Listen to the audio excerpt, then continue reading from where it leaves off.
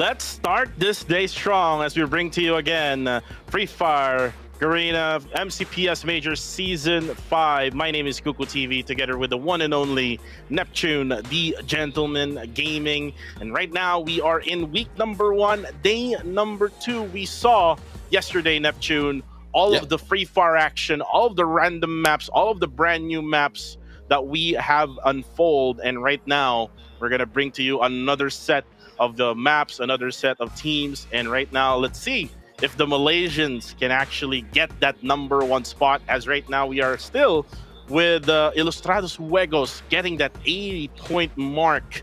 Neptune, how are you today? I'm doing great. Really excited to what's going to happen right now. And I agree with you. Hopefully the Malaysians will be able to catch up to the points right now, because 2 out of everyone else is coming from the Philippines on the top 1 and 2. It's not very far, really, on the scores between Ilustrados Juegos and AV Radicals. AV Radicals started off strong, and when Ilustrados Juegos jumped in for 4 consecutive matches, that's where they caught up. But I mean, I think the role is not yet over for Ilustrados Juegos, because they are still going to start this day for this day number 2. Yeah, definitely. Let's see how we will start this one, especially that we're going to have much different groupings, set of groupings all throughout the day. We're going to see that in the maps schedule later on. And at the same time, how will each team actually adjust from what happened from day number 1? So let's see first, what are their performance for day number 1? Actually, we've seen the top 3. We have Expand, AV Radicals, and Ilustrados Juegos. So let's see how they actually perform well with just the players first. We have Mokrori getting that, for me, this is the number 1 player of the day number 1. Got 20 kills in the bag here with over 9,000 plus total damage, 23 total ice wall destroyed, 19 assists with 18% on target, 16 and 55 seconds longest survival time. And looking at the difference here between Makori, Barba, and Führer, he has actually basically so many kills here, leading by 8. And then with the ice walls, he's actually leading so much compared to Barba.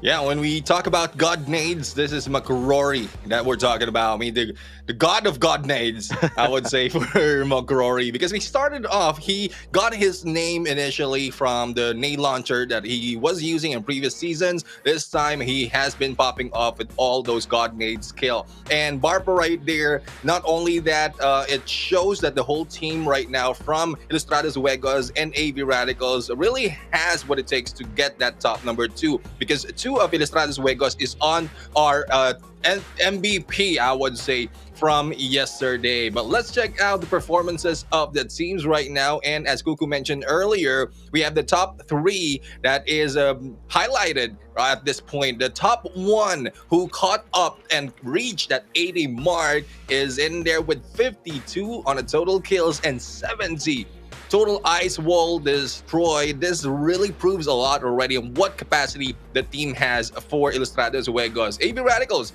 had 40 on the kills and 34 on destroyed ice wall. A little bit less compared to Ilustrados Juegos. And this is where we find, or we need to see, the consistency from the team. Expand, on the other hand, 31 total kills and 29 on the ice wall. That is one reason why I just pointed out the ice wall destroyed, because it really refers to how much engagement you're getting into if you're destroying a lot of glue walls, and as well as the total damage. As you can see, it's pretty much geared towards Ilustrados Juegos as well as AV Radicals, where an Expand is not so much. So probably they're just waiting for late capacity or late momentum to get all those damage in. You are correct with that one. And with the change of groupings right now, let's talk about momentum, Neptune. What I mean by change of groupings is Group B and C will actually start out compared to yesterday wherein we saw Group A and B. This only means that one of the groups will actually be resting for 2 maps in between all of those 6 maps, which we're going to show you for later on. But before we actually show you that, let's talk about first the overall standings. Out of data number 1, we do have Ilustrados Juegos with 80 points, 76 for AV Radicals, 61 for Expand. JPTNC has 54, 46 for Farang, Project X Gaming with 44, 42 for Axis Esports, Tactical Intex with 39, Todak with 37, Sem9 with 35. We have Quick Reactions with 27, 23 from Geek Slate, Freedom MY with 23 as well, 22 for Pando EWG, 20 points for TFC Esports, Mab Esports, and Toktalang got 18 total. And then we have Nova, who only got 15 out of those 4 maps that they played yesterday. And this is actually how important these all 4 maps that you're going to be playing every single day, because the league will be over in just a few weeks, right, Neptune? Yeah. So definitely you would have to make the most out of it. Like what Ilustrados Juegos actually did. They got 2 booyahs yesterday, and that's 2 consecutive booyahs from Nextera to Bermuda, and let's see if someone else can actually do that feat. Yeah, I mean, it's possible that a few, especially for those who got the booyah from yesterday, will be able to get there too. But the consecutive is not that easy. But let's check out the map schedule right now. And as mentioned by Cuckoo TV, this will continue the momentum from those coming in from Group C, or B and C to be exact, because they ended up yesterday fighting in 4 consecutive matches, especially Ilustrados Juegos, and they're going to start it off once again for 2, playing in Bermuda and Purgatory. And one thing I would say is the OG map of Bermuda will be played 2 times for today, and hoping that the random map for match number 6 will add up to Bermuda, because a lot of teams are taking advantage of this map, the OG map that we have. But we all know, Cuckoo, that we love to see a lot more of Nextera, so crossing my finger to get a Nextera for that match number 6.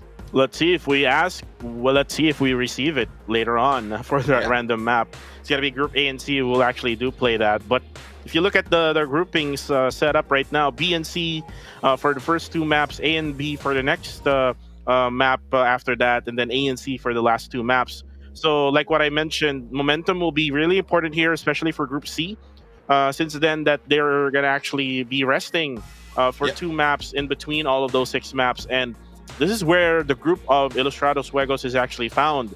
So when we do see them play, they're actually a much better team if they are playing consecutively compared to being there playing like 2 maps and then resting for 2 maps and then playing the rest of the half of their lineup for today. But since then that's going to be the case, I would expect them to actually go guns blazing in the first 2 maps that we're going to have, which is going to be Bermuda and Purgatory. Yeah, exactly. And they will be fighting a long expand right here. And looking at historical records, we have 31 in the total points that was captured by Ilustrados Juegos on Bermuda. And for expand, it's a total of 30. So it's more of the the accumulated points that expand have for 2 maps, wherein Ilustrados is still taking the lead between these 2 because they only played only 1 map right here. But that is enough for now for the players. For you viewers, there's a lot more to be offered because we have a giveaway. This is the Pet Skin Party Arbon, part of the collection of the Pop-Pow, wherein you will be getting this awesome. Yesterday it was a t-shirt. This time Party Arvon is wearing that jacket of similar style from the t-shirt that has shown yesterday. You're right with that. So just please stay tuned, guys. I know you love to get these codes. You love to get these giveaways. Stay tuned for the giveaway for the pet skin. There's going to be Party Arvin. I know you would love to get this. So again, please stay tuned to get that that code. And actually be ready for that screenshot, Neptune, as well, for us to be able to show them how good looking we are. But for now, Neptune, after that giveaway, we're going to, focus more on the action here in the MCPS Season 5. So now, since then that we're done talking about the giveaway, let's talk about how the other teams can actually bounce back from yesterday. We've seen Farang able to actually get that final booyah in day number 1, wherein they got it in Alpine, and it actually benefited Farang in that situation wherein they were out in the open together with Axis, and Axis were just 2 members remaining compared to 4 of Farang. So I think it's best for Farang to make their roster complete until the end of the game so that Yeah. they will have a much better chance of winning that booyah. Exactly. I mean, it's more survivability that they have in this gameplay compared to the other teams who are focusing more on eliminations. And well, it gives you different perspective of the play style of different team. But I would say is they need to find a balance between the placement and the elimination, as well as we are going to jump off on the first map for today. It is Bermuda, and as I mentioned earlier, it is Ilustrados Juegos and Expand taking the top two in terms of points gathered in this map. And one thing I would like to point out is I'd like to see Access Esports and Sem9 as well to try and engage in Bimasakate Strip, because that is where they dropped yesterday. So early engagement is possible from that area. Yeah, early engagement will be possible. And when you talk about early engagement, Ilustrados Juegos is notorious when it comes to early engagement. We've actually seen that from yesterday, all because of quick reactions being there always where they actually drop. But the thing is, they're playing against Group C, which is, or Group B rather, which is Group A is where quick reactions is at. So we're not probably looking at quick reactions being there for the moment on where they will be dropping at. But we will now be flying in to the OG map of Free Fire. It's going to be Bermuda, and let's find out and see on how the teams will play it out. And we are expecting Neptune that the team Ilustrados Juegos will be dropping at the northern side of this map, which is going to be around Shipyard. Yeah, exactly. That's where we spotted them yesterday. And if anyone would like to contest them, they're free to do so. One thing I would say is it might be difficult because quick reaction, like even from the start of the game against quick reaction, it took time. But when we mentioned that it shouldn't take that much time, well, we saw Ilustrados Juegos do the same thing, but it's much quicker. As we can see the flight right now, Nova is heading over to Factory, and Expand will be taking the peak, but they have split up, taking Kototo as well. Freedom MY will be heading towards Keraton as well as Cape Town, and Geek Slate, as usual, takes the Clock Tower. And as you mentioned, Shipyard will be the place to be for Ilustrados Juegos. Tactical Index will be taking Graveyard, and Todak going in for the Strip. So no hot drop right now, no early engagement that we are going to see, because they taken they I guess they taken notes of where the other teams will be dropping, and they don't want to go for that early engagement. And definitely you're right with that. And remember, Neptune, if you remember that Bermuda map we're in, team Ilustrados Juegos got that booyah. Remember when they actually were in an early engagement with Farang, and look at where Farang is right now. Farang is not going to be right around Plantation at the jungle area of Plantation. They will be dropping all the way to the northeast side of the map. So this means that they have already made some adjustments, and that is because of what we saw from yesterday when we actually saw the team off from their Discord. We saw one of the casters from Malaysia, which is actually an analyst as well for Battle Royale games, and that is actually Sultan. And there we go, Expand actually. One player will go down, and that's going to be too fast, and he's actually down too fast right now, Neptune, and will die, and will be the first blood. Yeah, Vai's right there, just waited and destroy that vehicle. And one thing I would say, you have the mobility, but with depending on the vehicle that you'll be using, if you have a few who's targeting you already, it's easy for you to be, I would say, knocked down because of the explosion that will be caused if your vehicle will be taken down. And that is what Farang is taking advantage of. But I would say that there's not so much of backup coming from Vai's at that point. Let's head over to Tactical Intex, as they have the Graveyard. Not so much of engagement will be happening for now. As mentioned earlier, they know the drop points already for most of the players and most of the teams, and they are trying to avoid early engagement. But as we can see, Farang right now is also flying around, and the split up might be a good tactic for them to get information, but depending on how they can split. If it's a 1-2-3 split or 1-3 split, then it will be very, very risky for the ones getting away from the group. Right now we see here Alif now trying to sniff around Shipyard, able to actually sniff away all of the players of Ilustrados Juegos. And you can see that Ilustrados Juegos is not going to go engage for now. Kind of, unfamiliar from this team or Yeah. unusual. Usually we see them being so aggressive in the early stages of each maps, but you can see Oh. them backing out for a bit here, just letting McCrory being left here right at one of the warehouses right at Shipyard. Yeah, I mean, I guess they need to bait a Leaf or anyone from the other teams to move in. Four bids has been cited right now, but I think with the position that Ilustrados Juegos has, they have a plan to pinch everyone. Let's go goes in from the crane, and this might be the signal. This might be the cue for everyone to go for the push. Nades might be thrown at a Leaf that will give Let's Go the Ooh. opportunity. There's no hit just yet. There you go, boxing them into the container box, and let's see what the rest of the gang will be doing at this point. It's a 1v4 situation if this ensues, and where are the teammates of Ali? And he's boxed in one of those containers, and there you go. Let's go. Really going for that smart gameplay, and you've seen that from the previous day that they were really doing that, especially with quick reactions. Neptune in the I think it was in the next Terra map, wherein they actually boxed in the last player Kwasi of quick reaction. So that's what they did there with one of the players of Farang. It's kind of like a risky play coming from Farang as well. I would suggest them for them not to mess up with Ilustrados Juegos for now.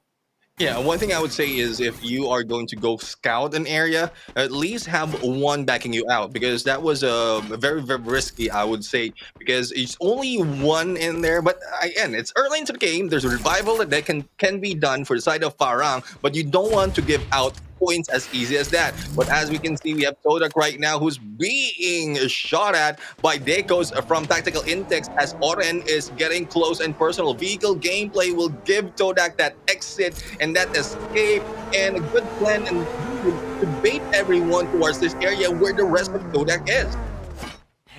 Todak right now using those vehicle gameplays. We've seen this being done by Tactical Intex, Neptune, if you remember them.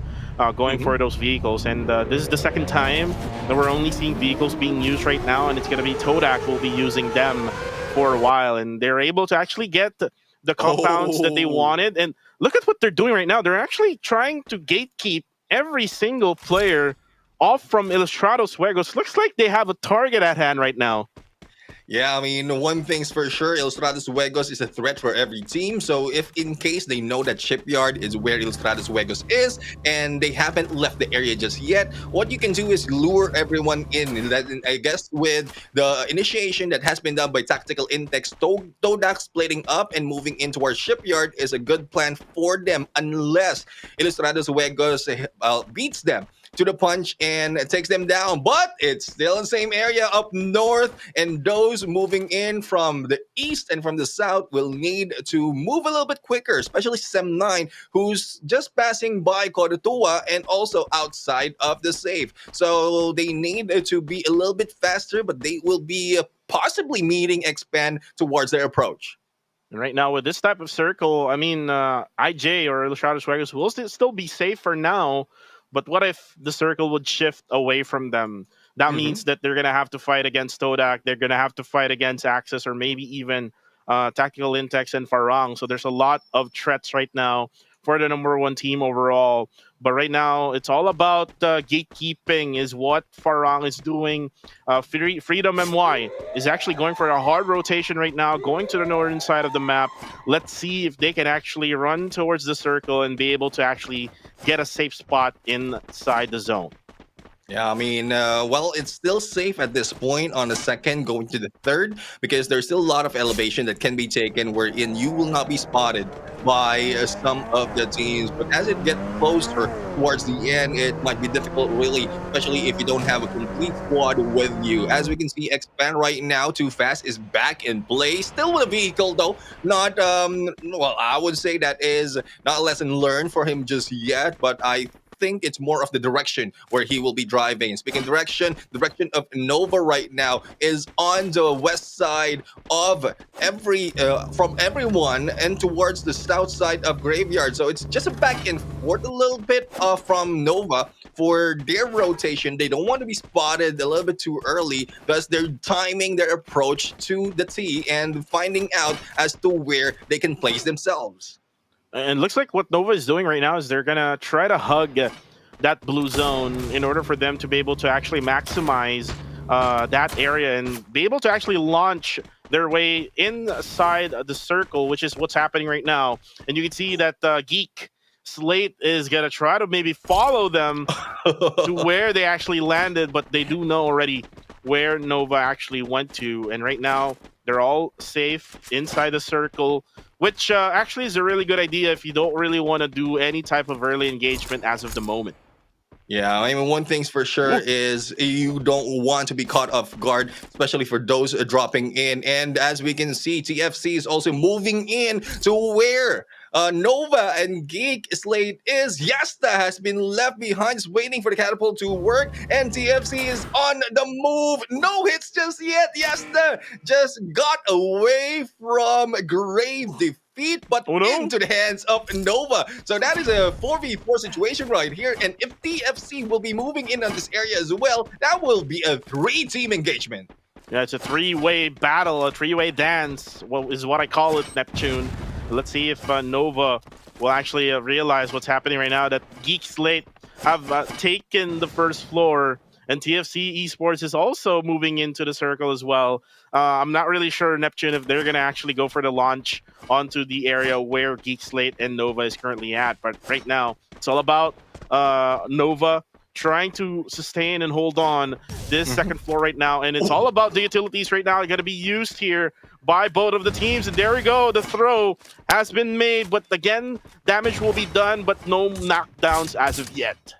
Yeah, no knockdowns as of yet, and I think if I am TFC, I'll just be waiting once takedowns has been done between these two teams before I move in. But well, that would depend on the gameplay that they have, and so far, because it's all already a few seconds that they have been in the same area.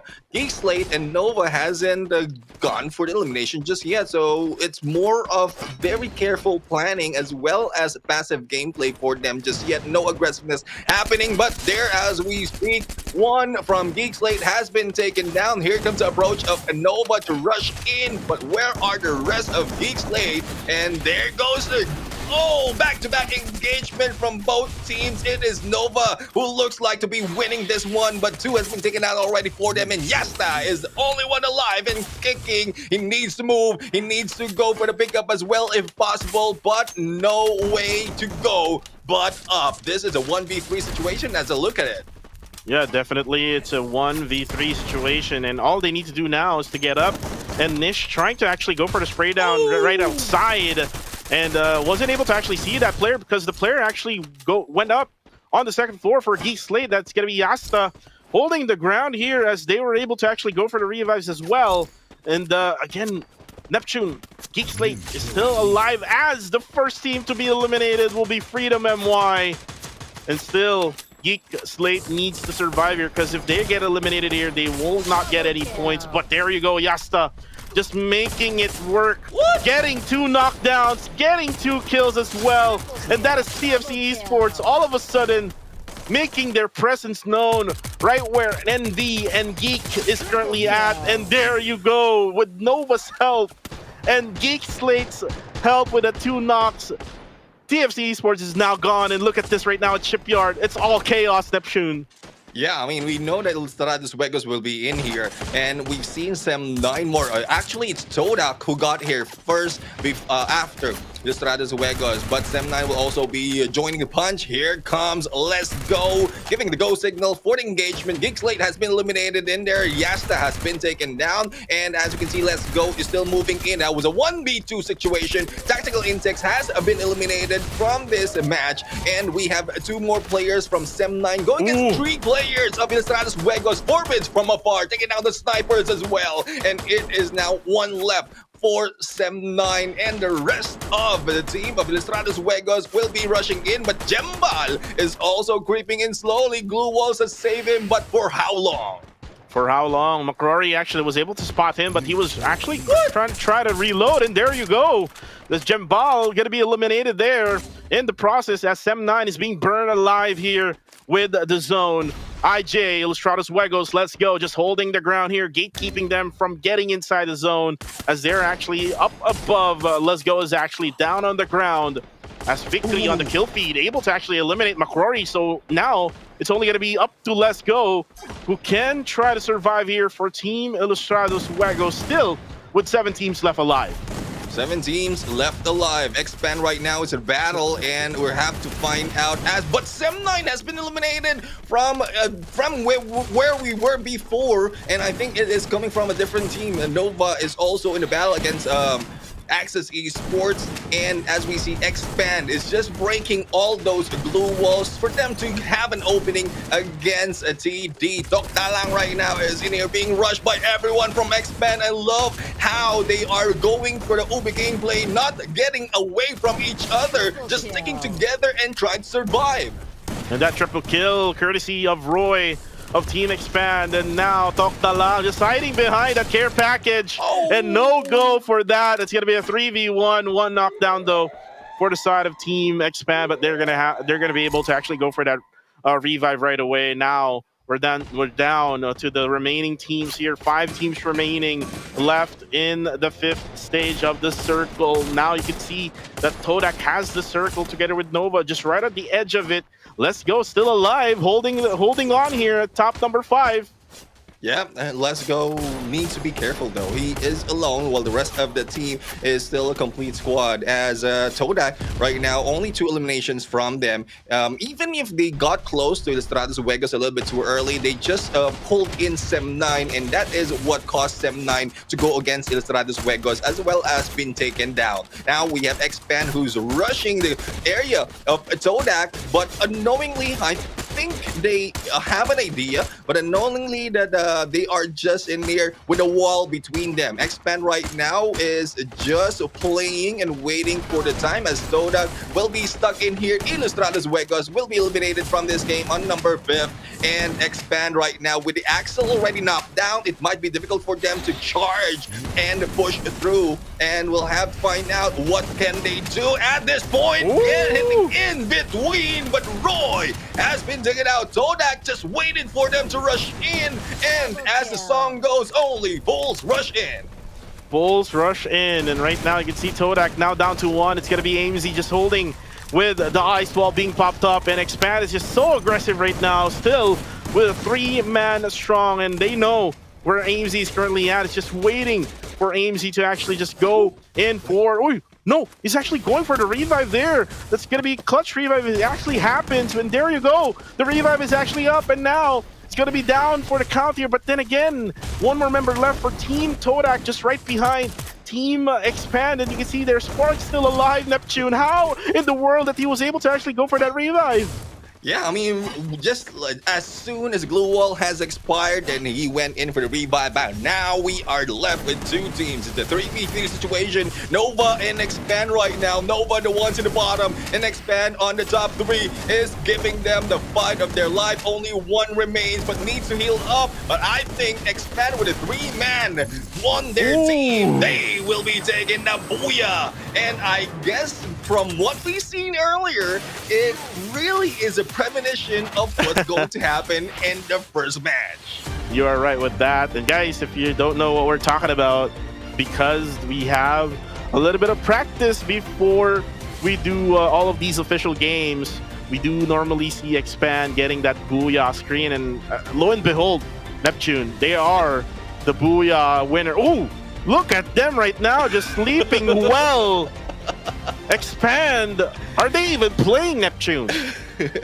Sleep well, sleep well. That's a message for everyone else who are in here. Best timing indeed. I mean, from yesterday, it was only 1 guy who was sleeping, and even with a blanket on, but I think it's a little bit too hot to stay in that position. But Expand, Well, fun and all, they are in here to bring that number one to their side. I mean, we're not just talking about the placement, especially for this top teams. It's not just a placement that they want to go and take before they step on to the grand finals. It's also that prize pool that is attributed to their placement in the league circuit.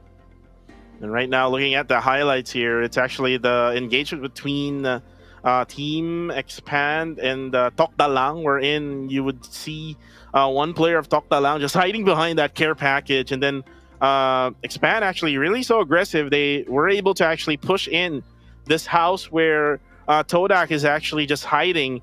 And then there was a little bit of that clutch revive coming in from Todak. But at the end of the day, it's going to be Nova versus Expand, where Expand, not one member, Neptune, not one member was actually taken down.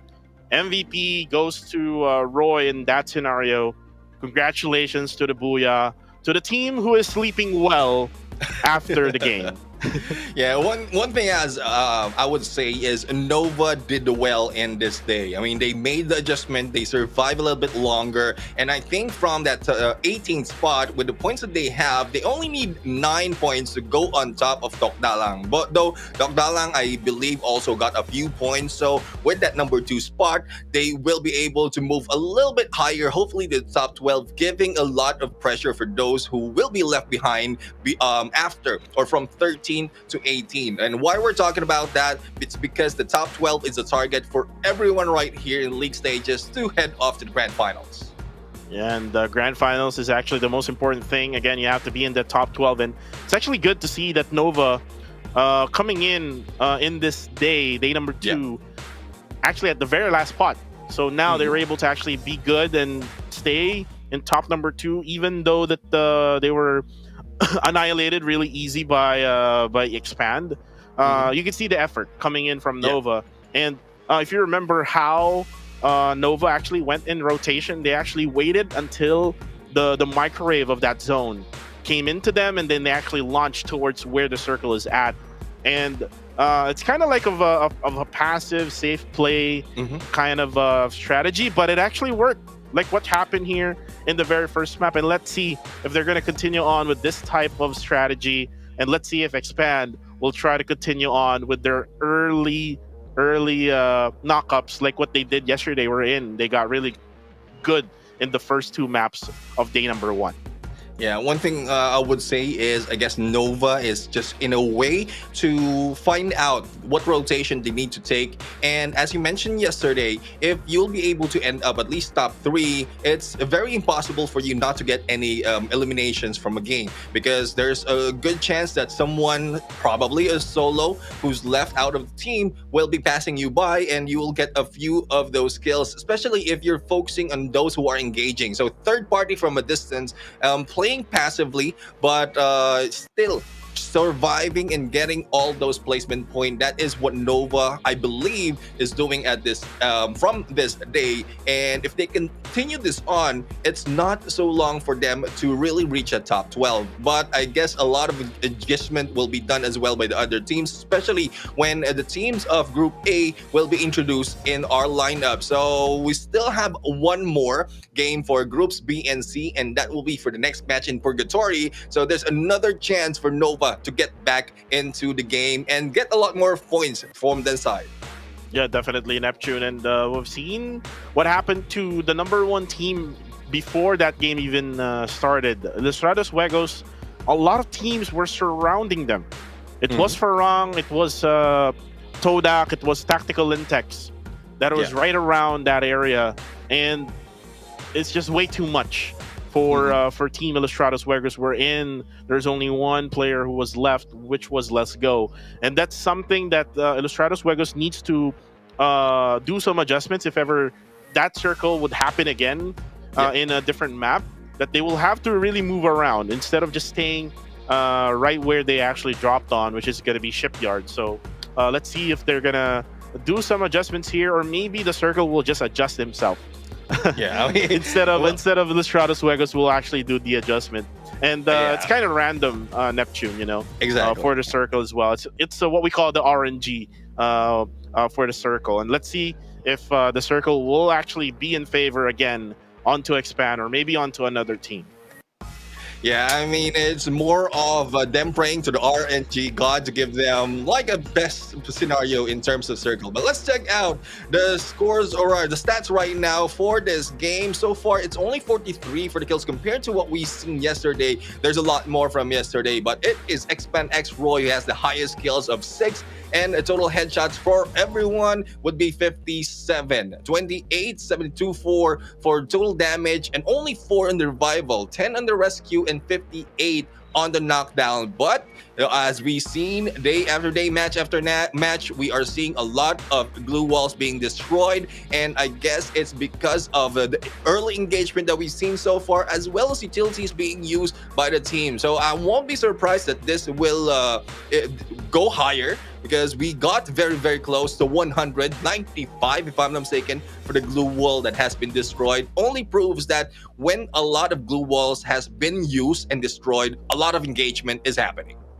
You're correct with that one. Ice wall destroyed really, really low at the very start of the game. But again, Neptune, it's like you're cooking food. You know, it's gonna start with less heat, but later on, it's gonna be hotter and hotter, and it's gonna be spicy. As you can see now, the MVP of this game would be X Roy with 6 kills, 2636 damage, with 24% on target. This man was really on target for this game. Team Expand from Malaysia, just continuing their consistency, and it's all about consistency, Neptune. Yeah. If you're going to be playing on a league, like you're going to have multiple weeks of gameplay and multiple days as well for every week, you're going to have that consistency, because if you are not consistent for one day, definitely you're going to be going down with that overall rankings. But the team MVP for this game would be Team Expand as usual. They got that booyah, 12 kills in total, 5,663 damage, 13 assists with a total match point of 24. And this is kind of the usual match point, except if a team would pop off with so many kills like what happened yesterday, it will be around 30 plus or more. Yeah, I mean, if we talk about what Ilustrados Vegas has done, as well as AV Radicals, I think the record still stands at 35 for the total points, and I think it's 19 or 20 for the elimination. So, I mean, I can be standard corrected in those numbers, but I would say this is just a standard for anyone, really, because as we mentioned, if you get that booyah, you have the 12 points already to your side, and if you survive a little bit longer, that's where you get a lot of kills as well. That is where you reach or go above top 10. But let's check out the match standings for this game, and let's see how the rest of the team went. And as we know, it is 24 points already for Expand, as Nova got 19, 10 on the elimination, and 9 on the rank points. Ilustrados Vegas very close with only 5 difference, when 14, 8 on the kill. So they still rank higher compared to those who, I would say, got the rank point next to Nova. Dodak is in there, only 2 on elimination, but they focus on placement. Axis Esports pretty much the same, and Farang in there, number 6 with 8 points with 5 on the kills. Doc Dalang on the right side, 8 on the total points. Sem9 on number 8. Geek Slate with only 4 on the total points on 9, and Tactical Intex with 3. Unfortunately for Freedom NY as well as TFC, they got 0 points in this match. Yeah, and TFC Esports got into 2 teams. They were like sandwiched all together, and that's all because of Geek Slate and Nova. If you remember that, Neptune, we're in the last member of Geek Slate. It was Yasta. Actually got 2 knockdowns off from TFC Esports, and it was finished by Nova, as they basically saw what happened onto TFC Esports. But for the meantime, let's talk about the overall standing. So again, with that booyah, now Expand is now at number 2, just right behind Ilustrados Vegas, still with 94 points at number 1. AV Radicals did not play for the first map, so you would expect them to not move at all. 76. Same goes with the others, like JPTNC with 54. Farang goes up already at 5th place with 54 as well. 51 for Axis. Todak with 47 points. Project X Gaming with 44. Tactical Intex with 42. Sem9 with 41, Nova with 34, 27 for Quick Reactions, Geek Slate with 27 as well, Tok Dalang with 26, 23 with Freedom MY, Pondo EWG with 22, 20 for TFC Esports, and Mav Esports with 18. So, guys, again, the reason why some of the teams didn't move because they're not, or they haven't played yet for today. They will do play starting at the third game, which is going to be in Alpine, and we're going to see that for later on. But for the meantime, we're moving on, Neptune, on to the next map, which is going to be in Purgatory. Yeah, I really love how Nova moved up so quickly, and that's how close it is in the bottom half of the leaderboards. Because even if you're on the 18th after day number 1, if the gap between you from above is not that much, then when you get good placement and a good number of kills as well, then you can move up that easily. And that is what Nova is doing right now. And well, for those of you who are in here who are hoping to see some of the teams, your favorite teams, to move up, well, you can cheer them on in the comments section. Make sure that you like and share all the streams that we have in every platform that we're showing, because a lot more will be in store in this day. Heading off today, or to match number 2, it is still Group B and C playing on Purgatory. So far, Group C doesn't have any data just yet on Purgatory. They haven't played Purgatory just yet from yesterday, and this is the first time that they have, compared to Group B, where Expand got a total points of 18, and that is 8 on the placement and 10 on the kills. They were beat in terms of ranking by Todak, who only have 4 on or 5 on the kills, thus the total points is 14. So we are seeing a possible Expand domination once again, but we still have to wait for the answer of Ilustrados Juegos once they jump into play. Yeah, definitely. Since then, that yesterday, Neptune, we haven't really seen Group C in Purgatory, so this is the first time that Group C will be playing in this map, and let's see if they're gonna actually go ahead and mess up the drop points as well of these teams from Group B.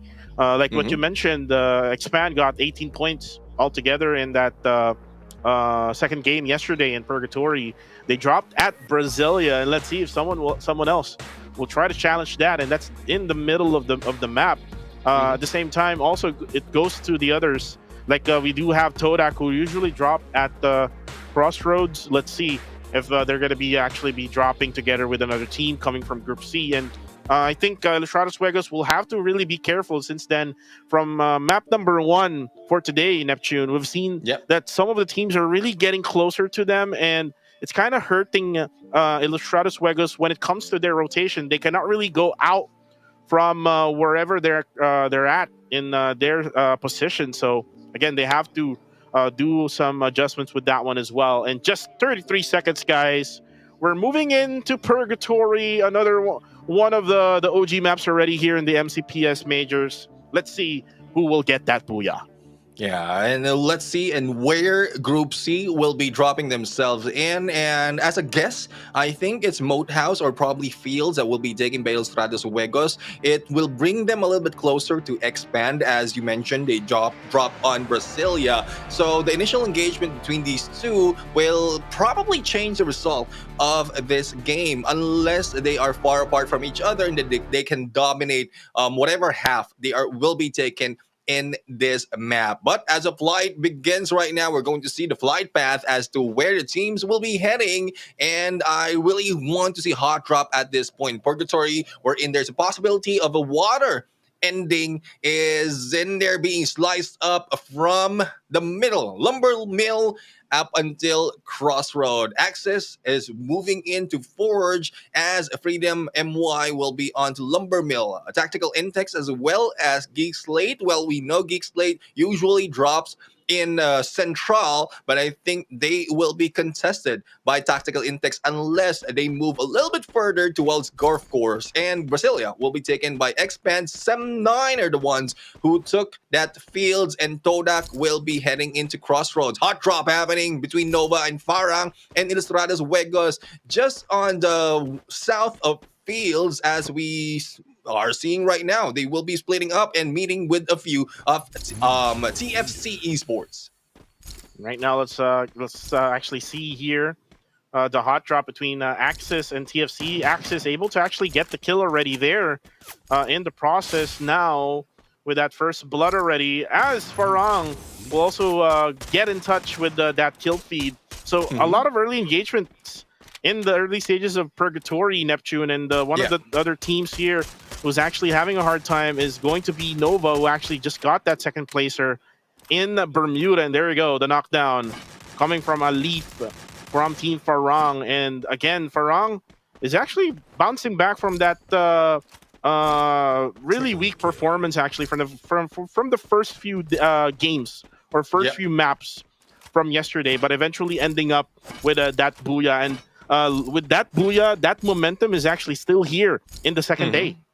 Exactly, as they head off right now, I think they've eliminated 3 of the members of Nova already. And speaking of elimination, TFC has been taken out. So they drop in between Axis and Ilustrados Juegos. And I think they are targeting a Ski Lodge or probably Forge, which is a little bit too far from the flight path that we saw earlier. As we have Tokdalang, who's going against Freedom MY. And Freedom MY currently is on our 12th place from before the previous, or from the before the day began. And here comes Razik going in against Shahid, but will be stuck in between 2 players. But no! There goes the shotgun gameplay, taking down the nuts, and the pickup is being done. No responses yet, and Yoon is the only guy remaining in here going for the pickup, and good thing for him, he was able to do so and get back into play as well. It is Freedom MY, Ronin, who will be backing off, but is being sighted already, and Freedom MY, the pickup can be done onto Razik, but will it be too late as one heads up on the right side? Oh, he didn't check this corner as Ronin was able to actually knock down Nuts from Tokdalang, and now Tokdalang now down to only 1, and now he has to survive and sustain all the members of Freedom MY. Now Razik will try to go for that grenade launcher, able to actually get some damage done. But then again, there's going to be another player coming from behind, and Tokdalang will now be gone for this game. 11th place coming in for Tokdalang. Freedom MY showing in some aggressiveness, which is we are lacking from day number 1. Yeah, I mean, this is what we love to see, especially if they're comfortable in the drop spot that they have taken already. But again, there's a lot of risk in there. You need to survive with at least 2 so that you have a bigger possibility to revive your teammates once engagement ended. So what Farang right now has Nova still on their sides, and I think the one that has been taken down earlier is back into play, or if I'm not mistaken, 3 has been revived earlier, because from this area they also have a buy station. So Farang is just flanking towards the rotation of Nova, but there's a chance for Nova to back off a little bit, but it will bring them out in the open as Anish is being hit right now. I think it's coming from Spade or probably a few more players from Farang who's taking them down, but there goes Nish taking out Spade in there, and that is the risk that you have if you'll be waiting for the same position for a very long time. And Farang, actually, that guy Spade was out in the open, just right behind that really small tree. And again, most definitely you will be expecting him to be actually knocked down. But again, another knockdown here coming from Farang, and there's going to be another team coming in. There's going to be a third party from ITX, Tactical Intex. Now closing in, as Zapnu was able to actually get the kill there from behind. Riles will be able to actually eliminate here some of the players here from Farang. Oh! With that car just bumping him off the screen. And that's what we're talking about. When we see vehicle gameplay, that's what we love to see. One going in for the rush and crashing against a player. And we love that animation of them flying through. And Tactical Intex right now take advantage of the business of both Nova in this game. Only one remains being chased, and there goes Nova being taken down. And Tactical Intex, as you mentioned, is on the roll. Vehicle gameplay and all. Vehicle gameplay is the best, Neptune. And Tactical Intex was able to actually show us that for day number 2. And right now you can see that Farang is now down for the count here with 1 member left. And he's actually at the revive station, so he can actually go for the buyback for his teammates. And there we go.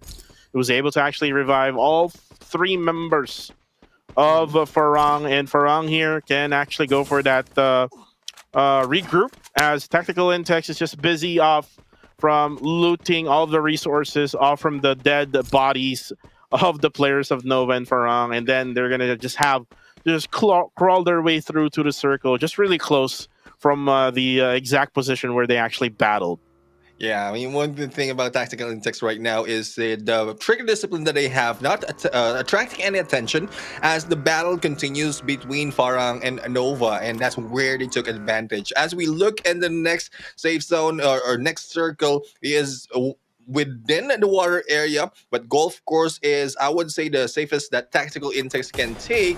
Geek Slate, on the other hand, will be fighting against Freedom MY, who is being gatekeep, I would say. But there goes Hazik, being taken down by Razik. And let's see as to how the engagement will be resolved. Because so far, Peace has a different idea. They want to rush in or probably go in for the flank, but it's a little bit risky, especially as in a few, it will be the blue zone will be moving in towards them. So it is Geek Slate who had advantage, and I think that is the plan. Zeke has been revived right there, and that is one reason why they pulled out, or one guy pulled out from this engagement. But Freedom MY is still full with 5 eliminations already on their hand. They are rushing in towards Geek Slate, but Geek Slate has only a few of their players in this area, so they need to run away.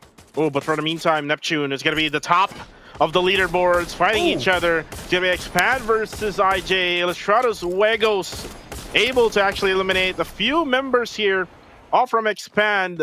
And I'm pretty sure that they were able to get that revive. So now it's going to be a 3v4 situation, as Führer is currently out right now for the side of Team Ilustrados Wegos. It looks like they're going to actually plan on buying back their teammate, as they're actually moving closer to that buyback station. Yeah, one thing I would say is this is what we asked for, but the result might be unfavorable for Expand as for Ilustrados Wegos, as Expand is still a full squad, and Ilustrados Wegos just waiting for that one guy to be revived, but there's no time for that to be happening, and they need to run away. McRory right now is on the lead as the rest of the team is spread out, and this is what we talked about earlier. Expand will not be straying away from their rotation as well as their position, and the approach is always stick together and go for the rush, and it is what Expand is doing right now with the lead of Too Fast, and there goes a pinch. McRory has been taken down by Suez, and there goes one as another one's being chased, trying to heal up, and Forbids a little bit too close. The glue wall has been pulled in the best timing, but they need to survive, they need to recover, and 3 goes in for the rush, but McRory will be taken out, and Forbids as well. This might be the elimination of Ilustrados Wegos in this game, as we only have 9 teams remaining. One question is, where is Führer? And thank you very much, production, for giving us the bird's eye view. Bird's eye view is the best, Neptune, and Führer actually just got revived by the team of IJ, so definitely won't be able to actually go for the help out. So what he can do right now is to actually just hold on, and maybe we'll try to go for another buyback for his teammate. But for the meantime, let's look at the fishes in the sea. This is Axis Esports. We have here Ashura right now, just going on to the other end of the island here of Purgatory, as the circle right now is just focusing right around golf course. There we go. It's going to be at golf course, and we're going to see a bunch of gatekeeping happening here right around Quarry. We are having some gunshots or gun battle here right now between Sem9 and ITX. Todak really smart, not going through that engagement, but there we go. That's going to be Zen now pushing in because of Fikri, able to actually knock one down of ITX, and now with the defense being done here by Tactical Intex, they're able to actually not get knocked down and not get killed by Team Sem9. Yes, Phoenix right now taking the lead in here to give out information as well as an initial frag in this engagement. There goes a takedown by Oren, and Tactical Index right now is really going strong. And Decos has been taken out by Raja from afar, but Oren right now is fighting back against Fikri, but Fikri will not be taken out just yet. It is a 3v3 situation, if I'm not mistaken, but Sem9 with a vehicle gameplay just disrupting all the rotation that can be done, and Tactical Index is now on the higher ground and also on a higher advantage advantage in this fight. Sem9, who's just hiding out in that corner. It is Raja.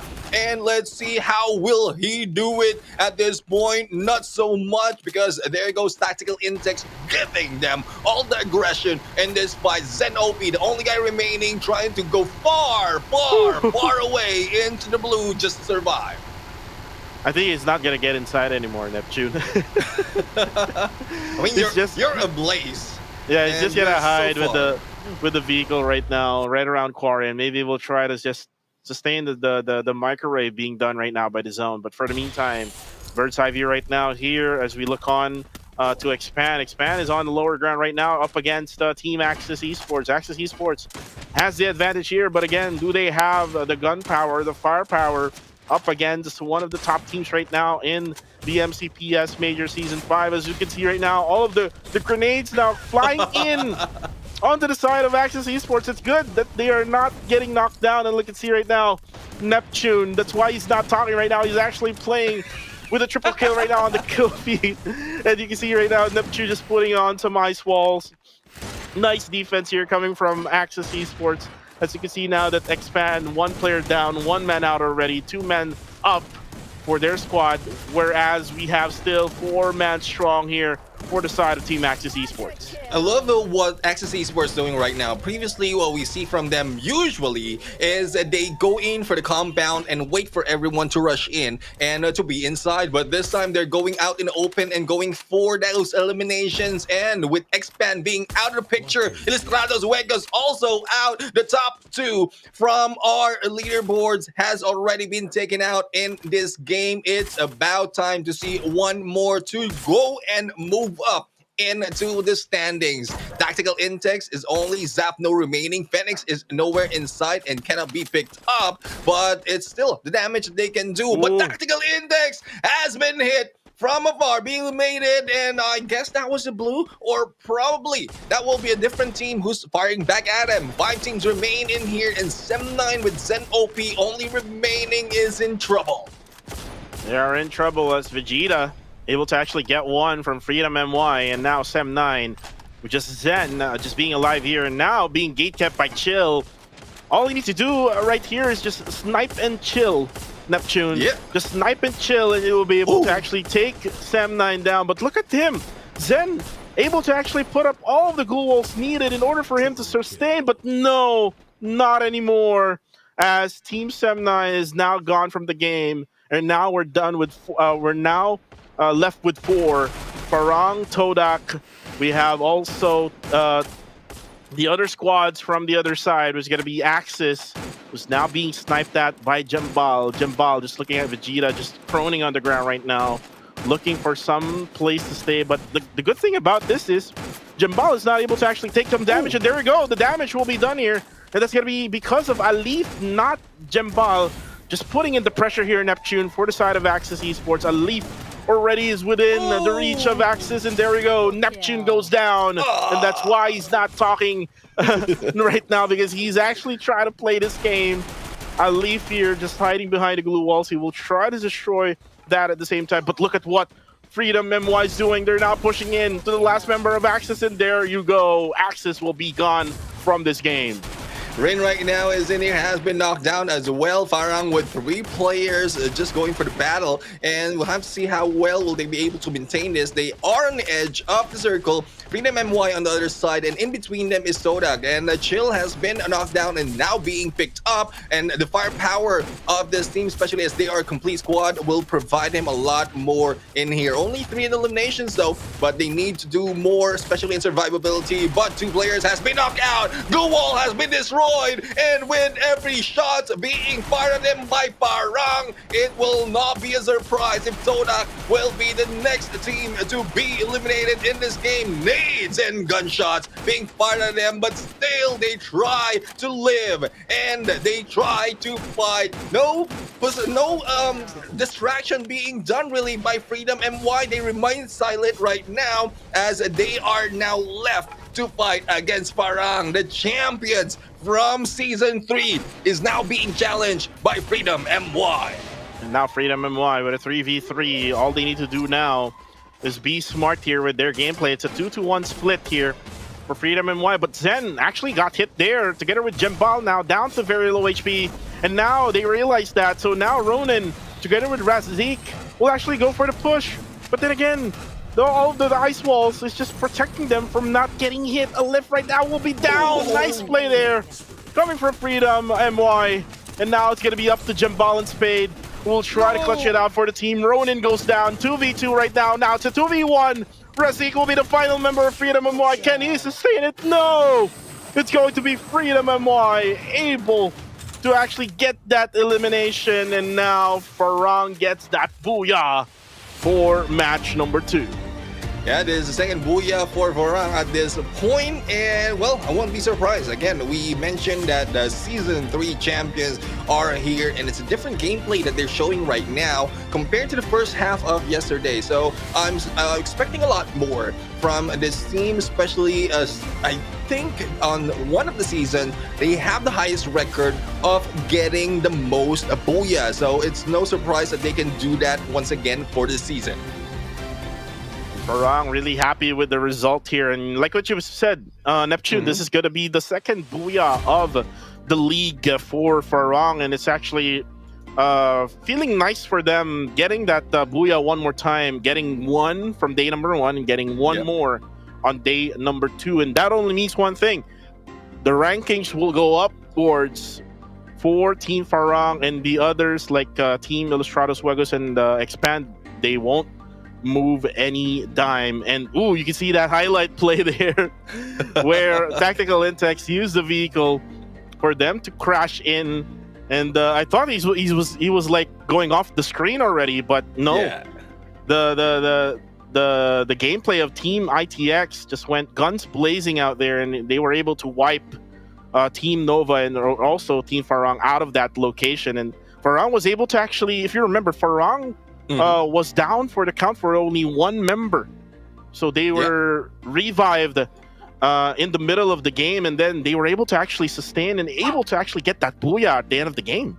Yeah, I mean, it's more of survivability as well as placing yourself in the best position so that you will not be taken down early, despite of being taken down in some of the engagement. So survivability, I would say Farang really is doing well, but we have to see a lot more from the other teams because they have the potential to really take that booyah. Unfortunate for them, it's either they get stuck in between two teams or they are caught off guard on those gatekeeping that is being done, especially for those heading over in the middle of the circle. So a lot of rotations being done well from this map, and similar to what we've seen from Todak, though it's not so much of surviving in the close range encounter. It's more of surviving from the far side and the long flank, and if they will tie it up with the long range kills as well, then they will be gathering a lot of points to add up to how much they survive in a game. Well, let's see how well will the other teams will survive now, as we are going to be moving on to the next maps. It's going to be Alpine and next Terra. The groupings will actually change, Neptune as well, as Group C will be resting for now, and it's actually good that Group C will be resting because one of the struggling teams right now is IJ, or Ilustrados Juegos, so they will be having some time here, 2 maps of time to regroup and to actually go back to their drawing board and be able to actually bounce back in the final 2 maps of the day, which is going to be in Bermuda and a random map, which is the casters are hoping it to be next Terra. And with that said, Group A will be coming in. They will be playing against Group B, which is we've seen the consistency being done by Expand, but not that too much of consistency, because there are times that Expand will actually have a good game and then all of a sudden they will go down, and then the next game they will be good again. So I am expecting Expand to be actually having a good game in the next map, which is Alpine. Yep, Alpine is where we saw yesterday 3 teams also battling in consecutively or the same time in the early engagement. So the drops hopefully will be different this time, because as we've seen earlier on the map of Purgatory, some of the teams really avoided some of the drops just to not engage teams that probably might be stronger in the early phase. So as we have noted in here, we have Forest Red that might be a drop for Expand as well as Project X Gaming. We have Basecamp for JPTNC as well as Parang, and Railroad for Map Esports and Todak. But let's check out the stats for the previous match of Purgatory, and let's head over first in the total kills. 49 in total kills, and highest kills that we've seen is from Freedom MY. That is a total of 5 headshots of 56. 33,724 on total damage, 8 on the revive, 14 on the rescue, 66 on the knockdown, and no surprise, we have a lot on the glue wall destroy. That is 77.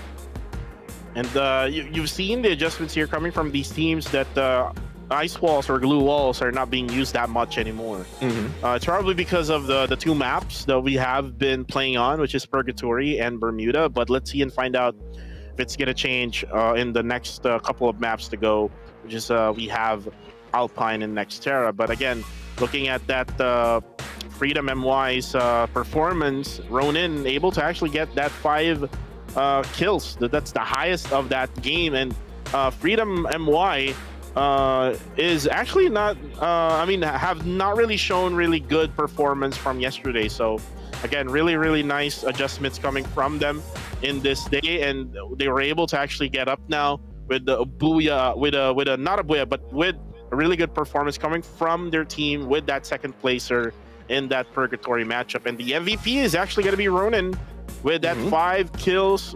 1,883 damage for Ronin, and then 36% on target. And is this like the highest or maybe the second highest? Second highest. Yeah, second highest on target that we've seen so far out of all of these 18 teams that we're having right now in the MCPS Major Season 5. And we've seen Ronin earlier on with that gameplay all up against one team that they played up with that scenario. It was Toktalang, and Toktalang was just not ready with everything that Freedom MY was actually showing in that scenario. Yeah, and let's check out the team MVP for the previous match, and it is Farang. They got 11 on the eliminations, 9 assists, 5,315 in the damage, and a total of 23 on the match points. So the second booyah has been taken by Farang, and it's no surprise that they will be moving up a little bit higher on that leaderboard. They might be a little bit late on catching up, but I would say the champions of Season 3 as well as representative for the MCPS region and one of the world stage will be in here still going and fighting for their chance to get that number 1. Let's see if the number 1 spot will be changed for today, Neptune, as you will see them for later on for now for Ilustrados Juegos. But for Farang with 23 match point, definitely would go up from top number 5, especially that JPTNC and AVR or AV Radicals has not played yet. So we are expecting Farang to be right around top number 3 after this, or maybe top number 2, but we're gonna have to check it out with the overall standings, as we are gonna show you first the match standings for that specific match in Purgatory. Booyah for Farang with 23 total points, 21 for Freedom MY, Tactical Intex getting 15 points, Access Esports getting 12 points, as Todak gets only 11 points here with Expand being eliminated early with 7 points here. Sem9 getting 7 as well. Now Geek Slate gets 5, 4 for Ilustrados Juegos. Nova gets 2, 1 for Tokdalang, and TFC Esports gets 0. So looking at the performance right now, I'm looking always at the lower performers here. TFC has 2 consecutive games of bad performance, so they have to do something better here now, Neptune, or else they will be stuck right at the bottom part of the rankings. Exactly. I mean, day number one is excusable because of how everyone has placed themselves on the leaderboard, as well as the difference for the points for each teams. But the moment that the gap is becoming huge in all of the teams right now, it's becoming more and more difficult to catch up, especially if you end up on the bottom half of each match. But as we look in the overall standings, Ilustrados Juegos still remains on top with 98, getting close to that century mark, as Expand has reached the 92 point on second. Farang will be in here not too close though, with 77 points, but with AV Radicals in there only 1 point differing from Farang, might be able to catch up on that number 3 and hopefully catch themselves up on the number 1 spot as well. Axis Esports move up on 63 points on number 5, and Todak's also moving up with 58 points on number 6. Tactical Intex 57, only 1 point between them and Todak, and JPTNC is being pushed down on the 8th spot with 54 points. Sem9 48 on 9, and Project X Gaming on 10th place with 44, the same as Freedom MY on 11. Nova on 12, and Geek Slate on 13. Quick Reaction will be in there on 14. Talk Dalang on 15. Pando EWG on 16. TFC Esports on 17. And last but not least is MAB Esports. But again, as we mentioned earlier, it's not that much of a difference from some of the gap in between teams. So it's easy, or it might be easy for them to catch up one spot, or probably 1 or 2 spot above them. So just in case they go in for a better play and a better map. Let's see if they're going to go for in a better play for a better map. Again, every each team has their own specialty, right? Neptune, like what we saw from yesterday, one of the good maps for Ilustrados Juegos was Nexterra. Since then, they got, I think if I'm not mistaken, 35 total points in that map itself, or 31. So again, every each map has their own, or every each team has their own specialty map. And let's see now, since then we're going to be moving on from Purgatory now to Alpine. Let's see if the adjustments will be done here from the teams, and also at the same time Group A and B will be playing. So it's going to be the time for AV Radicals to come back and take the throne, since then they were taken off by Ilustrados Juegos yesterday. They were for a few matches, they were at number 1. Let's see if AV Radicals can actually do that in the 3rd and 4th game. The same goes with JPTNC. JPTNC has been really consistent as well when it comes to placements, but they also need to add those kill points in order for them to be able to be at par with all of the other top teams right now. But for now, let's take a look at what happened in the first couple of maps that we had earlier. For the viewers who are just tuning in right now, we have Expand getting that first booyah, and then Farang getting that second booyah. And we mentioned this yesterday, Neptune. There is some type of pattern, but today, I think there's no pattern anymore. It's not going to be MYPH. Right now, it's just MY all together with the booyah. But we're coming in to Alpine and Nexterra up next with Group A and B, and this is going to be the last 2 maps for Group B, by the way, so they will have to make the most out of it. Exactly, especially for the teams who are taking advantage of momentum if they are going against consecutive maps. And Group B will be playing 4 consecutive maps at this point. Group A, hopefully they got a few more, but from the first 2 matches, but it's not so much that will help them, especially in terms of drop as well as rotation, because it's a different map overall. Apart from match number 5, that is the only time that they have a chance to probably get a more of insights from those games. But so far, from those of you who are in here watching, we just ended 2 of the matches right now, and hopefully you can like and share the streams, whatever platform you're watching, because there's a few more surprises that will be happening in this game. As what we mentioned, Group A will be returning in this matchup, and they will be facing Group B, who have been playing earlier into this day. All right. Well, right now, Neptune, We're about to actually go for a really quick break here, but again, we're just setting for the next map, which is going to be for Group A and B in Alpine. I hope you guys watching right now are enjoying this live stream, and please, just please keep on sharing this live stream right now as we're going to move on to the next few moments. And for now, Kuku TV and Neptune, the Gentleman Gaming, will be right back for the next few games to come.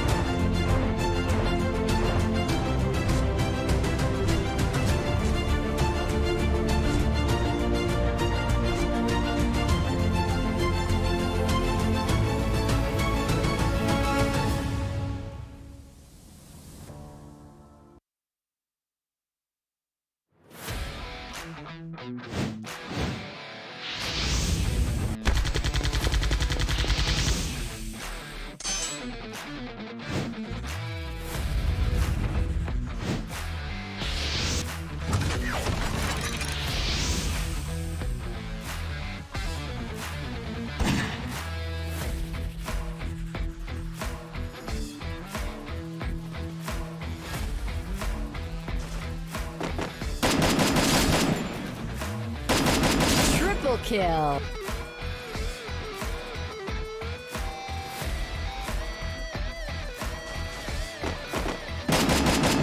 Double kill. Triple kill.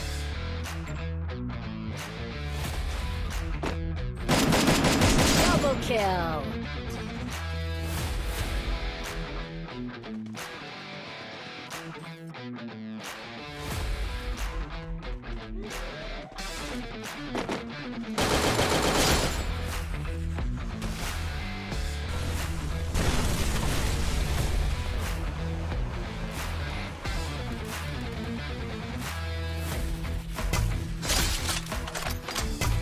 Double kill.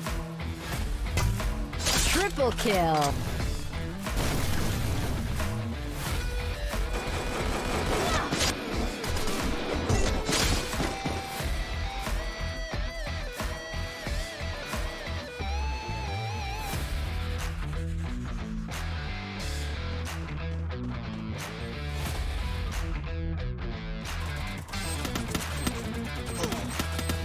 Quadric.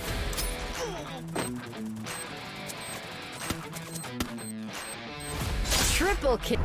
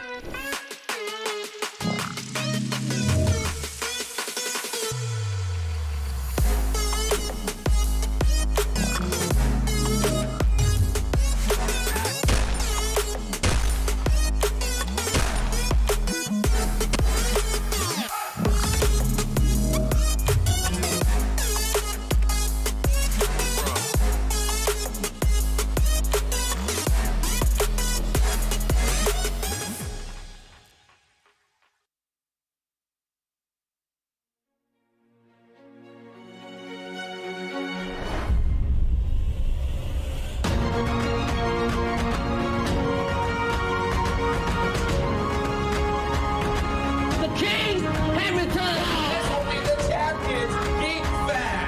We have who managed to bag it all the way through that Blacklist International. Players of AV Radicals get the fourth booyah of the finals.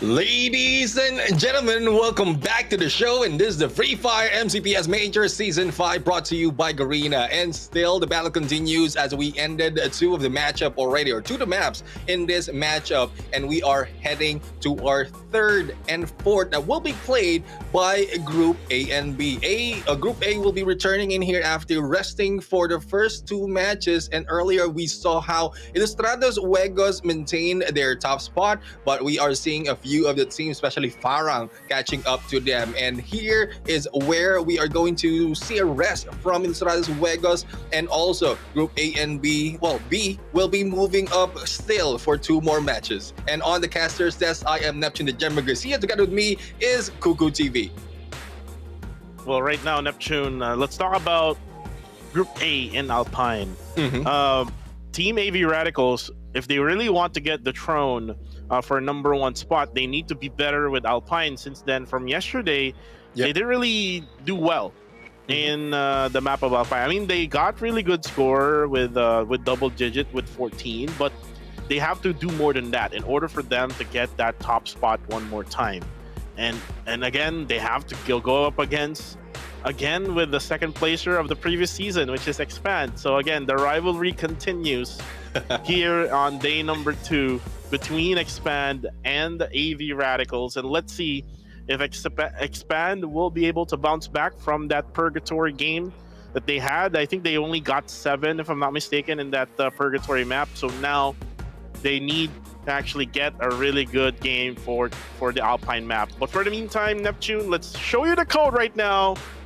The viewers is waiting for this one, and there you go. This is gonna be for the pet skin party Arvin. It's gonna be MCPS S5 CKSNU5. So that is the code for this pet skin pet Arvin. And the best thing to do right now, Neptune, is to go for some posing. For them to get that screenshot up and running, and let's go. There you go, Neptune. Yeah, I mean, the one reason why we're doing that is just to make sure that when you do a screenshot of the code, is we're in our best pose. Because at some point, I think we've seen a few of the screenshots. I've been sent a few of the screenshots of this code, and we're in an awkward position in terms, or not really position, but awkward faces are being shown in there in the screenshot. At least we're setting the expectation as to why we're doing the sign of the Poggy. But anyways, that is the pet skin party R1, and that is one of the Pop-Pow collection that will be given away as a reward, as a milestone reward in this MCPS Season 5. But heading back to what you were talking about in the previous matchup that we had in Alpine, yes, AV Radicals and Expand is still tied toe-to-toe to each other, but I'm still expecting a Farang getaway in here because they were able to get a few booyahs already from yesterday, and this time one more booyah, and one of the map wherein Farang took that is in Alpine. The same goes for JPTNC. So JPTNC has a total of 29 points. Imagine that's 17 on the kills from yesterday, and Farang had 11 kills and 12 on the placement, making it a total of 23. So they are the top two in terms of Alpine domination, and we're going to see, or we want to see more from the other teams who really wants to catch up or probably secure their top 12 spot. Well, again, the most important thing always is to get that top 12 spot. But again, we're still on week number 1, Neptune, so it's really too early to say that.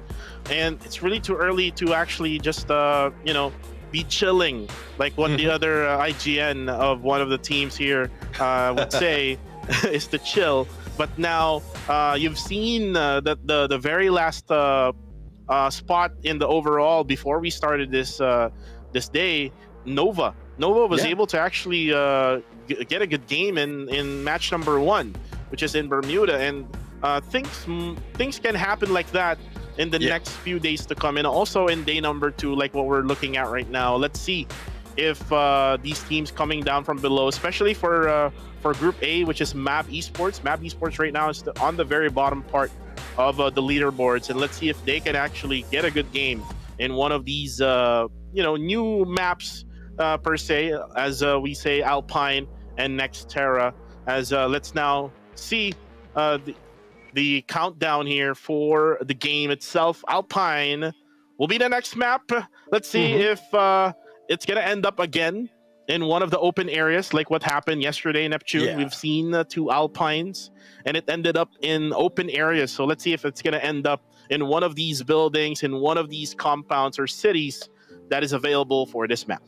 Yeah, I mean, just a little background from Alpine. So it was released, or it was debuted in MCPS last year, and that was 8 months from the launch of the map. So let's say it's almost 2 years now that Alpine has been introduced. So hopefully the teams are familiar here compared to what we keep mentioning, the new map, which is Nextera, who's only 6 months old. So teams right now are more familiar here, and looking at the map itself, it's somewhat similar to Purgatory. So rotations might be different because of how the placement of each compound is, as well as the cities, as you mentioned, but pretty much the same tactics goes for this map. But the flight is about to be shown right now, and let's see how this map will be sliced. As usually, the ideal is in between, but as we go, it is coming from Snowfall, of at least south of Snowfall on towards south of Dock, giving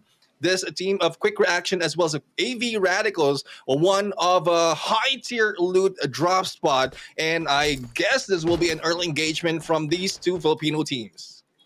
And right now, let's see what's gonna happen now. Here we have Quick Reactions again, having another engagement here with another Filipino team. I'm not really sure if this was talked about before the match even started. Like normally, we would talk to our fellow men regarding drop points, but right now it's going to be AVR versus Quick Reactions at the same high tier loot here at the high tier area.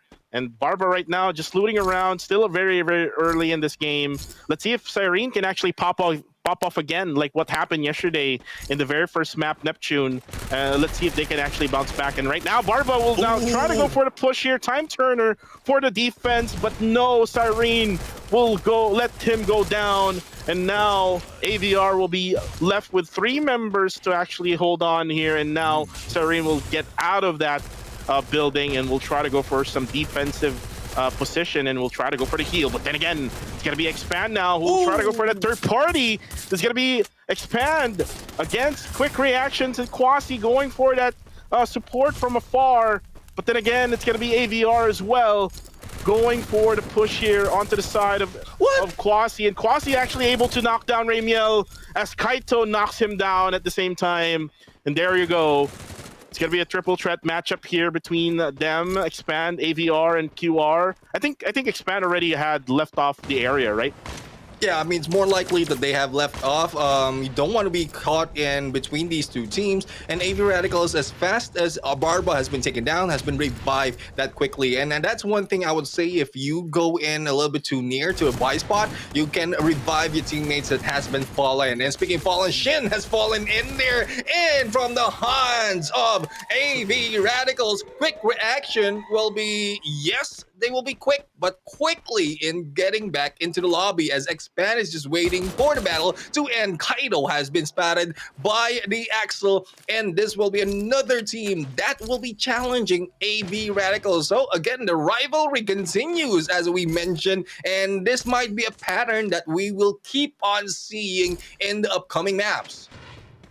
Right now, it's going to be the previous season's top 1 and top 2 now. It's going to be Expand versus AVR. Kaito now putting in some ice walls, glue walls right on the face, and the Axel is just more ready than Kaito there. But then again, there's going to be a backup there coming from Ares. Ares able to actually get the kill right away, and also at the same time, Neptune, the revive or the buyback coming from AVR is just so quick, as they're now all complete again with 4 members alive. Expand will have to do the same thing, but then again, they're not around a nearby buyback area or revive area at Forest Red.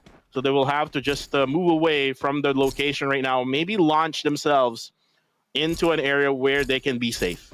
Yeah, they need to be safe right now because they only have 3, and especially as the other teams are really moving up, especially Tactical Intex. Vehicle gameplay is going to their favor, and as I think it's somewhat of a pattern. Some of the teams are prioritizing on areas that has either a buy area or a revive area, so that just in case an early engagement will ensue, they will be able to bring back their teammates, similar to what we've seen from AV Radicals, because 2 consecutive knockdowns or elimination has already been brought back, as we can see as well from Expand. So they are not waiting anymore to really for the late game, because they want their teammates to be prepared as the battle continues. So far, we are getting in towards that second stage, and 11 teams remain. Quick Reaction has been eliminated already from that early engagement against AV Radicals. So unfortunate for Quick Reactions, because we're expecting them to really pop off.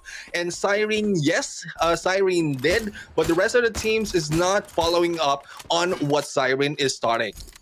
And I agree with you on that one. Quick Reactions, we are expecting a lot from them, especially that they're really good when it comes to first maps. And right there, they were engaged with one of the top teams, or actually 2 of the top teams in this league. It's Expand and AV Radicals. But for now, look at that bird's eye view. Neptune, Axis versus ITX. ITX, the #1 team off from the qualifiers, now going up against Axis Esports. Let's see if Axis can actually take them down, as Phoenix already just getting set here, but we'll back away for now. It's probably their decision here to actually back out, because they're trying to put up some little bit of that gap here in between them. But then again, there you go. The glue walls will now be popping off from both sides. ITX will back up for a bit here. We're gonna have to check out on Zapnu on the backside here, Neptune. Yeah, I mean, Zebni's been stuck in there, and good chance for him to go for the backstab. But I think with a vehicle, I think he does have a vehicle, but no, he's flying in, but there goes the hit. Merrill was able to take down Phoenix in there. Pickup can be done on Ashura. Phoenix will be picked up, as well as Oren will provide a little bit of a pressure for Axis Esports not to push. And it's quite surprising, as we've seen from the previous season, Axis Esports usually are the ones inside a house or a compound, and right now they're the ones challenging teams against the compound. Ashura has been taken out once again by Zapnu, and good position on the roof right now, but it will be out in the open, especially once a revive or pickup has been done. Oren right here going in for the 2, I think this is a 2-2 split coming from Tactical Intex. Oh, it's a 1-3 split from Tactical Intex, but with that second floor or the rooftop visibility from Zapnu, it's providing to be difficult for Axis to really go in for the rush. It's kind of like one-dimensional right now for Team Axis Esports, just coming off from one angle. So they will have to actually mix things up here, as Zapnu has that higher ground controlled on that roof. So you would now expect them to actually back out, which actually happened. And at the same time, tactical Intex will also have to back out from this area so that they won't be spotted by another team coming off from a different angle. And looking at the situation right now, Axis Esports was able to actually find another place to stay wherein they can actually try to stay in and maybe just wait for another team to crash in. Yeah, I mean, crashing in is some of the tactics of some of the team, but it's only that tactical intakes that we've seen do that in, I would say, perfection, especially with the vehicle gameplay that they played. AV Radicals usually do that in early seasons of FCPS, but I think they're going in for the tactical approach this time. They want to maintain leads as well as better position in every map. But speaking of position, Pando EWG right now is an edge of the blue or on the safe zone as it will be closing right now. So gatekeeping might be happening, but it's a good thing the flank will be done because JPT NC is just on the right side of them, and Farang will try to go for the gatekeep again against NC. So who will survive as well as who will win this? Because Nova will also be joining the party, this time not on the run but on those vehicles, and we might be seeing bodies flying all throughout the field. Again, we love to see vehicle gameplays, and it's actually Nova who actually got crashed by ITX earlier on, so they're not gonna go with that trauma anymore. And right now, you can see that Rish with that smoking vehicle already will crash into this building, as there's gonna be another team who will be waiting for them, and this is gonna be Pando EWG, and there we go. It's gonna be Rish who will fall down onto Fall. Monito will also try to go for that spray down, but then again, they will also have to chase that blue zone who's trying to microwave them at the same time. And look at Nish right now together with Riles. They will also have to use every single utilities that they have, and also the vehicles that they're currently in right now. Looks like they spotted a team here just right in front of them, so they will have to find a different place to stay. Every single compound right now, right at the edge of that circle, is already occupied. So now they'll be forced to be to go right in the middle, which is for me, you will have to actually check all corners and all angles, which is going to be hard for you. And one thing that they need to check as well is the nearest possible buy spot or a revive area to bring back one of their teammates. Tactical Intex, on the other hand, has a decos spotting in the area as the 3 members of Tactical Intex will be rushing in. But as we see on the minimap, we have the next circle shown, and they are just on edge. But near them is Expand, and I'm really curious how many members of Expand has, because earlier with the early engagement that they have, they might have lost a few, but they are also going engaging against Tactical Intex. And as we can see on the map, Todak is running in as AV Radicals is just gatekeeping them, but I think Todak will be able to survive this unless AV Radicals can rush through AIMZ as well as Chill, because Chill is not chilling around anymore. He is rushing in onto the next, because it's a little bit too far though from up north to where the next circle is. So, and a lot of teams have already taken their compound, but as we can see, Pedro and Chill right now, not quite sure if this is the effect of the exhaust. Oh no! But I think it's about to explode. One has been taken down. It is the Axel who did that. And with the vehicle, the monster truck might be exploding in a bit. Good thing Pedro managed to survive and put up that blue wall. But they need to back off because not only Expand will be waiting for them, AV Radicals will be on the other side. That's going to be a bad idea for you to use that vehicle, but there we go. There's going to be Axis able to eliminate Pando EWG. And there's also going to be another team right inside this building. It's going to be Nova, who's just holding on for their life right now, as Axis right now just pushing in, destroying all those ice walls, destroying all those goo walls right now. Riles very low on HP. Just one more hit, and there you have it. Axis Esports eliminated Nova from Malaysia. But then again, but wait, there's more Neptune. Neptune hiding behind that glue wall. Phoenix with that nade, trying to actually put that nade inside the gasoline station. And you can see as well that they're actually being surrounded, but no! Look at that! That nade from Ashura knocking down Phoenix. And now Tactical Intex is in trouble. Yeah, Tactical Insects is in trouble. One takedown already in here, and Ashura with a God Nade. And then there goes a takedown by Zapnu against Ashura as well. It's a good thing that the glue wall has been placed as well as a pickup being done. But Tactical Insects a little bit too close, not knowing that there's 3 players from Axis Esports in this compound. Oren might be rushing in, but as I mentioned earlier, it might be a little bit too risky and aggressive at this point. There goes Oren right now, hiding out, and look who's stuck. Nowhere to go except for one window, and this is a good play indeed, because once you know, when you stop off all the exit that will be taken by a team, it's easy for you to probably wait or predict a nade to be coming for them. But the thing is, Tactical Insects has stuck themselves in as well. Thus, the rush will be paused for a moment.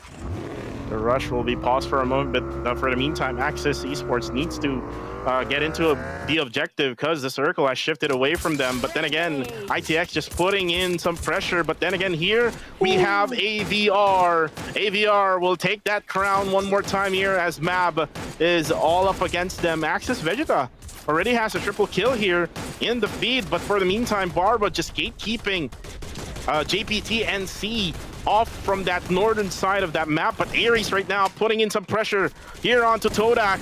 Ares right now just holding now for Todak. 1v3 situation. They cannot get him down, but there you go. I thought he almost cannot be taken down by 3 members of AVR, but again, you will see that now as Kaito is ready out of this game. Kaito, by the way, Neptune, Kaito has 7 eliminations already. Yeah, I mean, Kaido is good on a snipe, similar to Raimiel, but also has a capacity for close quarter engagement. So let's see if they'll be able to do more in here, as we're seeing grenade launchers being used as well. But if we look at the minimap, it is Farang who's stuck outside. Axis Esports will be eliminated in here, number 6. And I think the takedown, oh no, it is Farang who's almost getting into that zone, but will be taken down by the play zone, and it will be taken advantage by AV Radicals. Unfortunate for AV Radicals though, they didn't manage to survive with all 4 members, and for those who are surviving with the complete squad, it might be the end of them. That might be the death of them. But we are seeing Pedro. Todak is still alive and kicking after the battle that we've seen, or the chase that we've seen from Chill, and Ares has been taken down from the hands of Pedro. Raimiel's the only guy up close and personal, will be the challenge, but there's no beating him just yet. There goes Raimiel out for the count. AV Radicals taken down by Todak. And Raimiel was really in trouble there because he only has some snipers on him, Neptune, so he doesn't have any gun that can be good in CQC battle. And right now you can see now Mab going for the push here onto JPTNC. The pressure is in. Man's going for the spray down. Asta right now is set, but no, he's gonna go down. Ooh. There we go. Dino also gets that shotgun, baby, on to the side of Mab, and Mab Esports will get eliminated. Now we're down to 3. Down to 3, and good thing JPTNC was able to survive with 3 players, and they are going against Farang with only Faiz in here, going solo as well as Todak. So it's a 1v1 in here, and I think NC just have to wait as the battle continues between these two. There's no moving around. I mean, they just have a stairs and glue wall right here. This might be a, I would say, a solo suicide mission, but Farang has been taken out. Pedro is in here, still alive and kicking, and it's no surprise because Pedro is one of the top in this team. But with 3 members rushing you in, it might be difficult for you to survive. And there you go. Yacine takes them down, and it is JPTNC for their second booyah in this map. Second booyah in this map. Looks like they're really comfortable in Alpine, Neptune. Yeah. Yesterday they got that booyah in Alpine as well, and today they will get it again at the same map. JPTNC, the masters of Alpine, and look at them, are really happy right now. Not like what happened to Expand earlier on, they were sleeping. For JPTNC, they're all alive and well. Looks like they've eaten as well, really good nasi lemak, as what they call it in Malaysia. But again, for JPTNC, they're just probably hoping that that random map for later would also be an Alpine because they're really good at it. For the meantime, let's take a look at the highlights here on what happened in the earlier stages of the game. It's going to be a quick reactions, AVR, and Expand. They went on a three-way dance in one of the areas here in Alpine, and it was Quick Reactions was the first team to be eliminated, and then eventually Expand getting obliterated as well by Team AVR. AVR, by the way, Neptune has so many kills, and might be that even though that they were eliminated right now, wait on, they will get really good points in the match standings.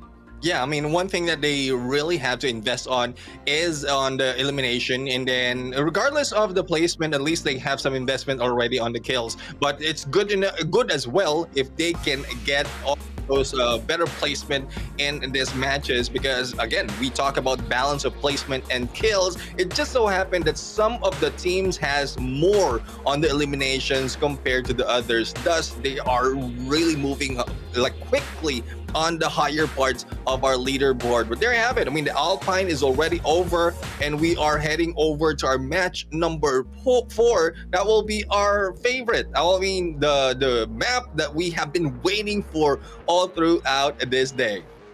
Wow, it's a quick day for us, Neptune. Just to let you know, let's do a time check here, right quick. Time check right now on our times.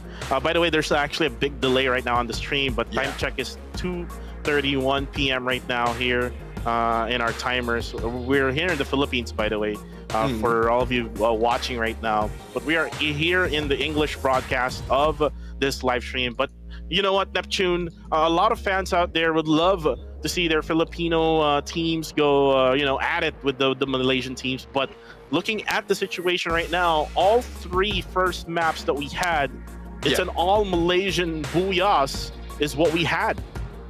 Yeah, I mean, it's no surprise because of the probability that they'll be able, like either team, because there's only three Filipino PH teams in here in this lineup. But NC really has found their way in survivability. So it's more of them just taking that booyah. They can get the top 3, especially with the rotation that they're taking, and it might not be that much on the kills. At least the points is gathering up on them, and they can secure the top 12. So hopefully we'll see more of that in more of the maps that we have, but with changes on the rotations of groups, like what we've seen earlier. We started off with Group B and C, and yesterday we ended it with the same group. So it will be difficult to get that momentum if momentum is their winning factor. So there's a lot of twists and bumps in I guess from where the teams are standing. But I love that as well, because it doesn't give us any predictability on who's getting to take that booyah as well as who will be getting the win. Well, like what you said, there's a lot of twists. Might be some turns, but it might break your bones, Neptune. As we saw earlier, one player from Nova got crashed by a vehicle, and vehicles are used by some, but most of the time it's not being used by most of the teams, and they're just focused on just getting into the objective, waiting for someone to actually to crash in, and just using up all of those utilities that they have, the glue walls, the nades, and all of the guns that they have ready for action. But right now, Neptune, with all of the Malaysian teams getting those booyahs, then we might have to rethink for the PH squads. Like we have Quick Reactions being always at the same spot where another PH team is at. Remember yesterday, Quick Reactions is at the same drop where Ilustrados Juegos was at, and here for today they're actually going at the same drop where AVR is actually dropping. So I think Quick Reactions needs to do a little bit of that research every single day in order for them to actually not be in a situation wherein they can be sandwiched like what happened earlier. Yeah, exactly. And one thing I like to do a research on, and I think it's only now that I remembered, but from previous season, AV Radicals took advantage of the high tier loot area. So where the high tier loot area is, that is where they're dropping, and that might be the reason why they end up with quick reaction. It's not just quick reaction, other teams as well. So I'll see if that is the case. But for today, I mean, still quick reaction be crucial and where they will drop in every map, because early engagement is not becoming their forte at this point. Let's check out the overall stats for that previous match. Match number 3, 51 on the kills, 7 on the highest kill, and that is brought to you by AV Radicals Kaido. You have 50 on the headshot and 34,324 in total damage, 9 revivals, 17 in total rescue, 71 on the total knockdown, and again, similar to earlier, I think it's 7-7 as well on the glue wall destroyed. So it's now getting consistent when it comes to ice wall destroyed, right around the 70-point mark, not really reaching the 80-point mark, Neptune. So yeah, it's kind of being you call it like balanced now by some of these teams, and it's probably because of the other teams not really popping well, especially for some of the PH teams here, like Quick Reactions. Quick Reactions, one of the teams that are very, very hot. In one of the matches, like yesterday, they had really good scores with Serene being able to get those kills right away. But speaking of getting those kills, is Kaito from AV Radicals getting 7 kills, 2,082 damage with 26% on target. Really nice score here coming from AV Radicals from the Philippines. Kaito. But again, the one who actually got the booyah will probably get the team MVP, right? Yeah, I mean, that is the usual pattern that we have, but it's a good thing that we are highlighting that the players who are doing well, and that is Kaido from AV Radicals. Found out there, we're looking at the comment section, and a lot of teams or a lot of viewers out there are also asking for a shout out. But AV Radicals right here, who will be the MVP in this game, 40 on the kills and a total of 20 on the match point. So I guess this has beaten our logic of those who are getting that booyah will be getting that team MVP. But I would agree as well, especially if they have the highest points in here, because regardless of you getting that booyah, if you don't have that much kills, then it's really not so much of most valuable in this matches. But I really love them being featured as well based on the effort that they're giving out and the result of all those efforts. Yeah, definitely. So again, our logic has been beaten out here by Team AV Radicals. And again, AV Radicals, the defending champions coming from the previous season, Season 4, now on Season 5, still has that momentum, getting that, top tier overall standing. But again, since then that team, another team, JPTNC, got the booyah in that Alpine map. Let's see if they actually got number 1. No. Look at AV Radicals. They got number 1, and this is most likely going to be because of that kill count that they have, which is 14 total kill count. And JPTNC will get the second place. Yes, they got the booyah, but they only got 8 total kills. Same with 20 points as AV Radicals. Todak with 15 at third. Farang getting 13. 12 for the side of Access Esports. Mab will get 11. Project X Gaming getting 6. Expand getting 4. Tactical Intex getting 4. Nova with 2 together with Quick Reactions, and Pondo EWG with 1. And one thing that I'm concerned right now is Expand Neptune. I actually did mention that they actually had a bad game once in that Purgatory map, and they will probably have a good game in Alpine. But no, look at them right now. Only able to get 4 total points in Alpine. So this only means that they're going to only have 1 more game left for today, which is going to be the next map, which is Next Terra. Yeah, one thing is really if you have very limited chances to getting high points for each map, it will not move you up that much. And as we can see right now, still Stratus Wegos get the top spot with 98 and Expand in there, as you mentioned, not so much in the points, only got 96 in total. AVR, because of the kills as well as the placement that they have or the rank points that they have, it just caught up with everyone from above them, and it's now tied with Expand. Farang in there only 6 points below AV Radicals, and Axis Esports is not too far behind as well. JPTNC with the Booyah that they got earlier is very close to Axis Esports, and Todak also. So these three from 5th, 6th, and 7th are very, very close in terms of points, and it's no surprise if any one of them will be overtaking each one. But Tactical Insects with 61 and 8, Project X Gaming on 9 with 50, and on right hand side 48 and 79, Freedom MY on 11, Nova on 12, Geek Slate, Quick Reaction, Mab Esports, Tok Dalang, Pando EWG, and TFC for those on the 10th to 18. So they need to put a lot more of effort in to catch up on the scores, but it's only limited to the group that they are playing into, because with that rotation, as you mentioned, some of the teams only have one more chance to catch up, especially if they had played 4 or 3 consecutive already. Yeah, definitely, and it's actually close between all of those teams right on top, right at the 90 point mark.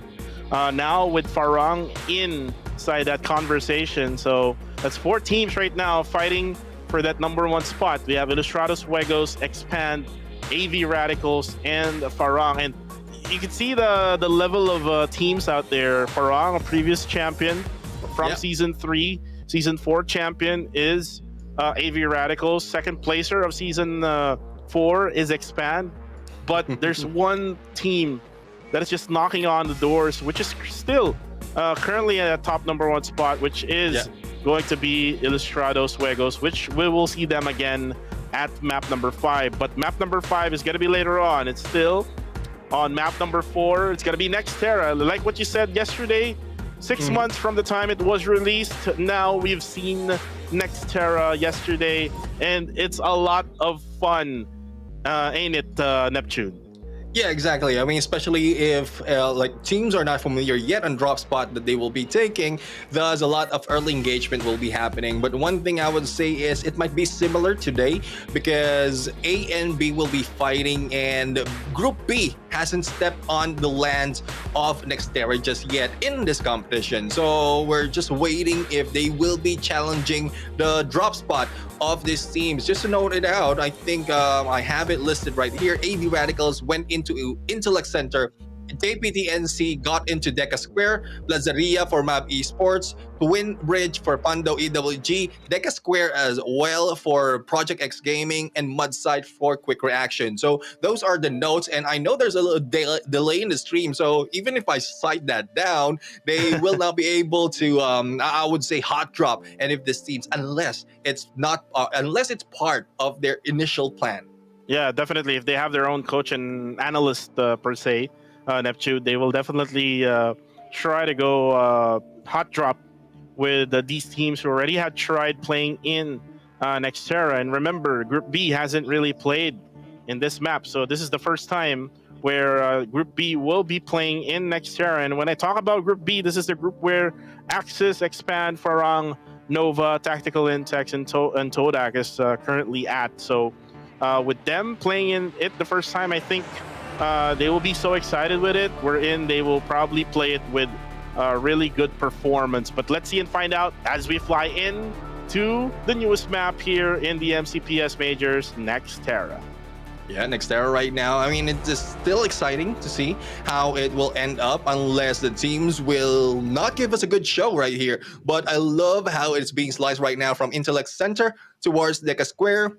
And as mentioned earlier, it's a chance that Deca Square will be occupied by 2 teams. But if you can see, in between Plazaria, Zipway, and Deca Square, there's a compound right there that can be a drop point for anyone. Though it has no name, it has no title, but it's a compound by itself that can be utilized by any teams. Intellect Center will be taken by AVR or AV Radicals. Todak will be heading into Twin Bridge, and Pando EWG towards Mortar Ruins. Ooh, Museum will be taken by PXG and High Tier Loot. Look at the And high tier loot. Yeah, I guess the pattern is now being taken by Quick Reaction. They are the ones who are taking the high tier loot area, and they're trying to emulate what AV Radicals did in the previous season. Yes, indeed. And right now they're up against 2 teams. We have Tactical Intex and Mab Esports. Tactical Intex, though, it's actually in trouble because you can see the formation in the map right now. They're actually right in the middle of Quick Reactions and Mab Esports. If they actually don't realize that for now, they will be in trouble for later. So let's see if Team ITX or Tactical Intex will have some of that adjustment. As right now, you can see there Oren now trying to loot up as the first blood will actually happen, not here, but on a different area. Farang, that's Faiz able to actually get that first blood for their squad. Hopefully we can see that engagement. Right now we have Expand now able to actually take out Sugar all from Mab Esports. So again, we're talking about the hot drop here at the high tier loot area, but we're able to actually see from the kill feed different teams not from this area on the kill feed able to get those eliminations.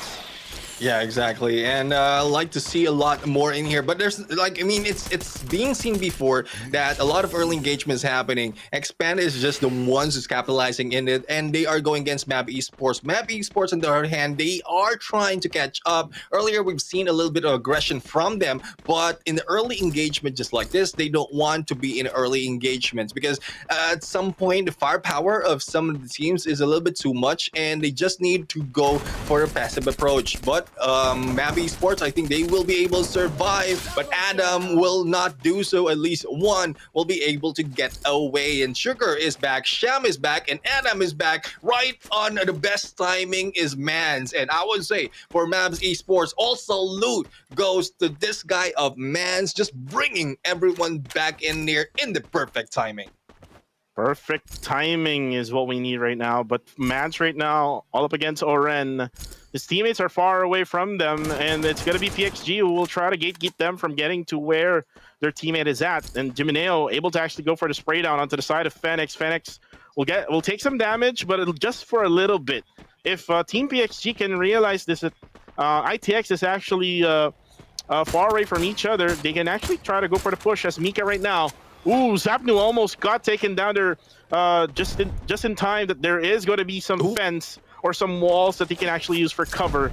For now, it's going to be an even playing field as there's a lot of buildings, a lot of compounds that they can actually hide from.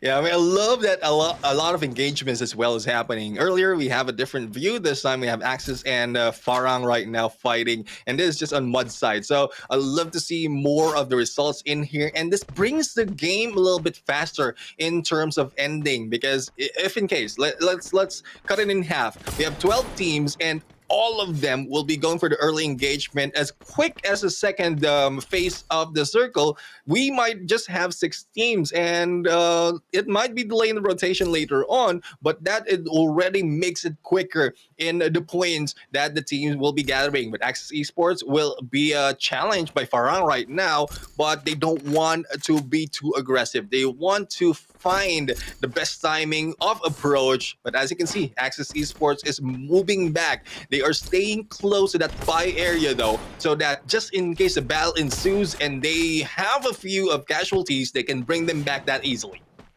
And right now, Jambal, together with Farang.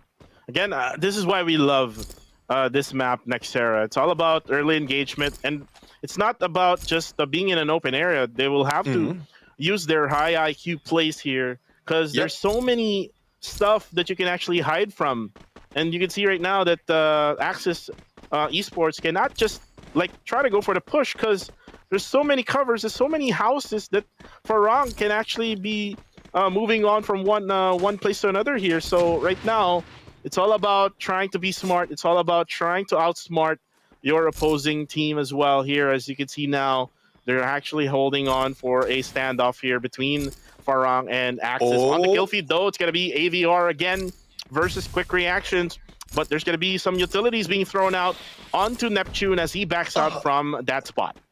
I got hit, but not so much. But here we go. We have Access Esports right now. I mean, as you can see, there's a little bit of passiveness coming from Access Esports. They don't want to be caught off guard. But who's caught off guard right now? But Spade wasn't able to take advantage of that. This time, Jembal takes down Neptune. And Jembal almost knocked down with only a few HP. Recovery is being done right now. The blue wall has been pulled up. And I think this will be the scramble of Access Esports as they are trying to get away from Farang, as Ashura is the only one remaining. No elimination being done just yet from the rest of Access Esports because they don't want to give that time of the revive being done. And I think it's a chase down that will be happening right here. Ashura, 4 of 4 from this team of Farang, was able to hide out, but half of the HP has been consumed and there's no vehicle just yet.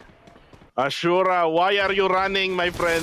He's actually running towards the launcher, but no! Oh, and flexing it off, Farang, Jembal, getting the 3K already in the bag for Farang of Malaysia. Access Esports, unfortunately, they won't survive for this game, but here we are again. Another engagement gonna happen. NC versus EWG. Let's see if they're gonna actually go up against each other. But right now, you can see that they're on the map. PXG just jumped off from the launcher. Now nearby, AV Radicals. I think they're in trouble, man. Yeah, we have AV Radicals right now, and if you remember previously, AV Radicals was named PXG as well, so I think that is correct, or I might be corrected. But here comes PXG, Project X Gaming, going for the rush. They have the high ground, and as you can see, AV Radicals is a little spread out, so there's no recovery just in case you will be taken down. It's a good thing that Barba is far away to get a good visual against PXG. Mika right now on the second floor, had good sight against Barba, but no shots being taken this set. Inhaler to top up a little bit of those HP and recovery from any damage. But Jimineo on to the side will give more of information, and this is a good pinch that's being done, but there's no takedown happening just yet for the side of AV Radicals. I would say there's pros and cons on what AV Radicals is doing. Sticking together will be a cause of a lot of damage if in case they will be naded, but they can pick up their teammates as well just in case a knockdown is being done. So it's more of the timing of the time turner as well as the glue walls they can utilize. But there is Jimineo, time to perfection will be taken down, and the pickup not yet been done as well. It is a 3v3 situation unless Jimineo will be picked up. But as for now, Tactical Index will be eliminated, and it is by the team of Expand.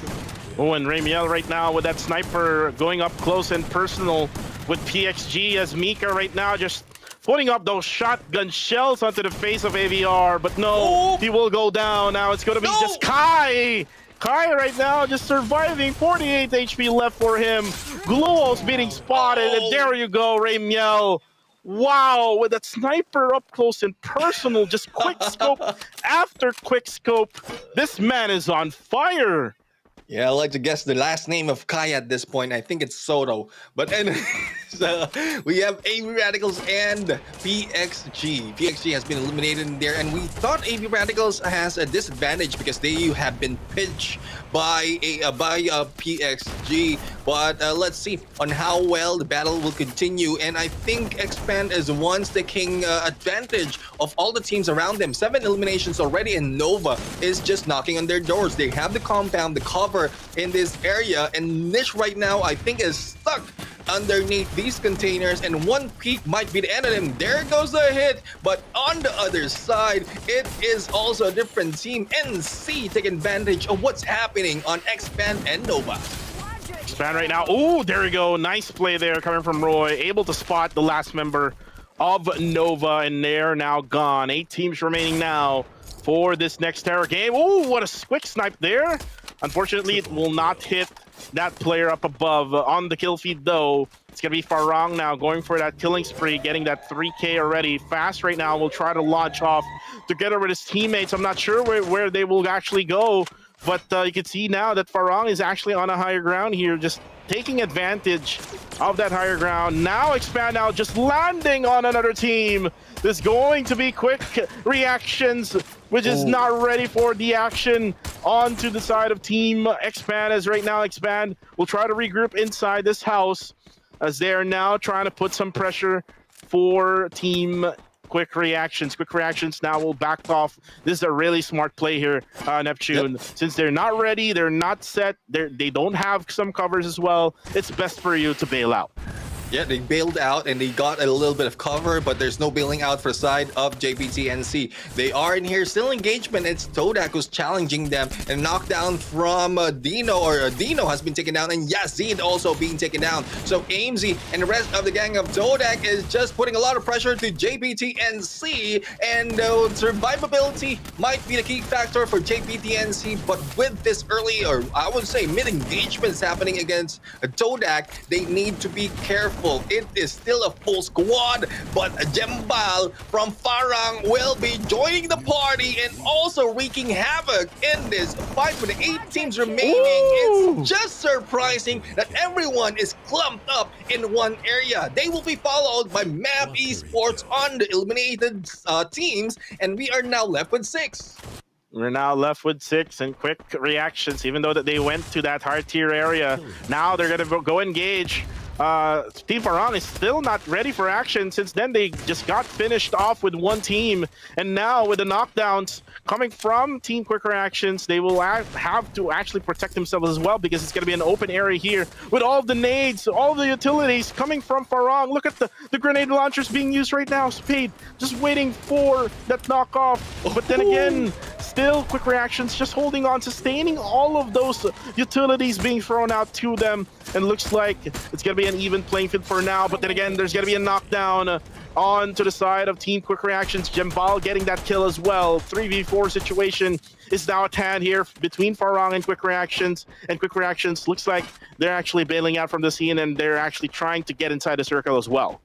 Yeah, I mean, it's about time, because it will be closing in, and with the position that they have, yes, they have good cover from above, but I think they've secured already, and no one will be creeping in from above them. They have the high ground, though, taking advantage of utilities, especially snipers that they have, but Quick Reaction will be on the side right now. Skip Toby will be hit together with Quasi, will be running up to one of the compound, and X-Roy on the other side. Still, AV Radicals not yet over for the battle, and they are very, very near to the final player of JPTNC. 6 teams remains in this very, very small circle, and as you can see, Pando EWG has been eliminated, and this is Farang.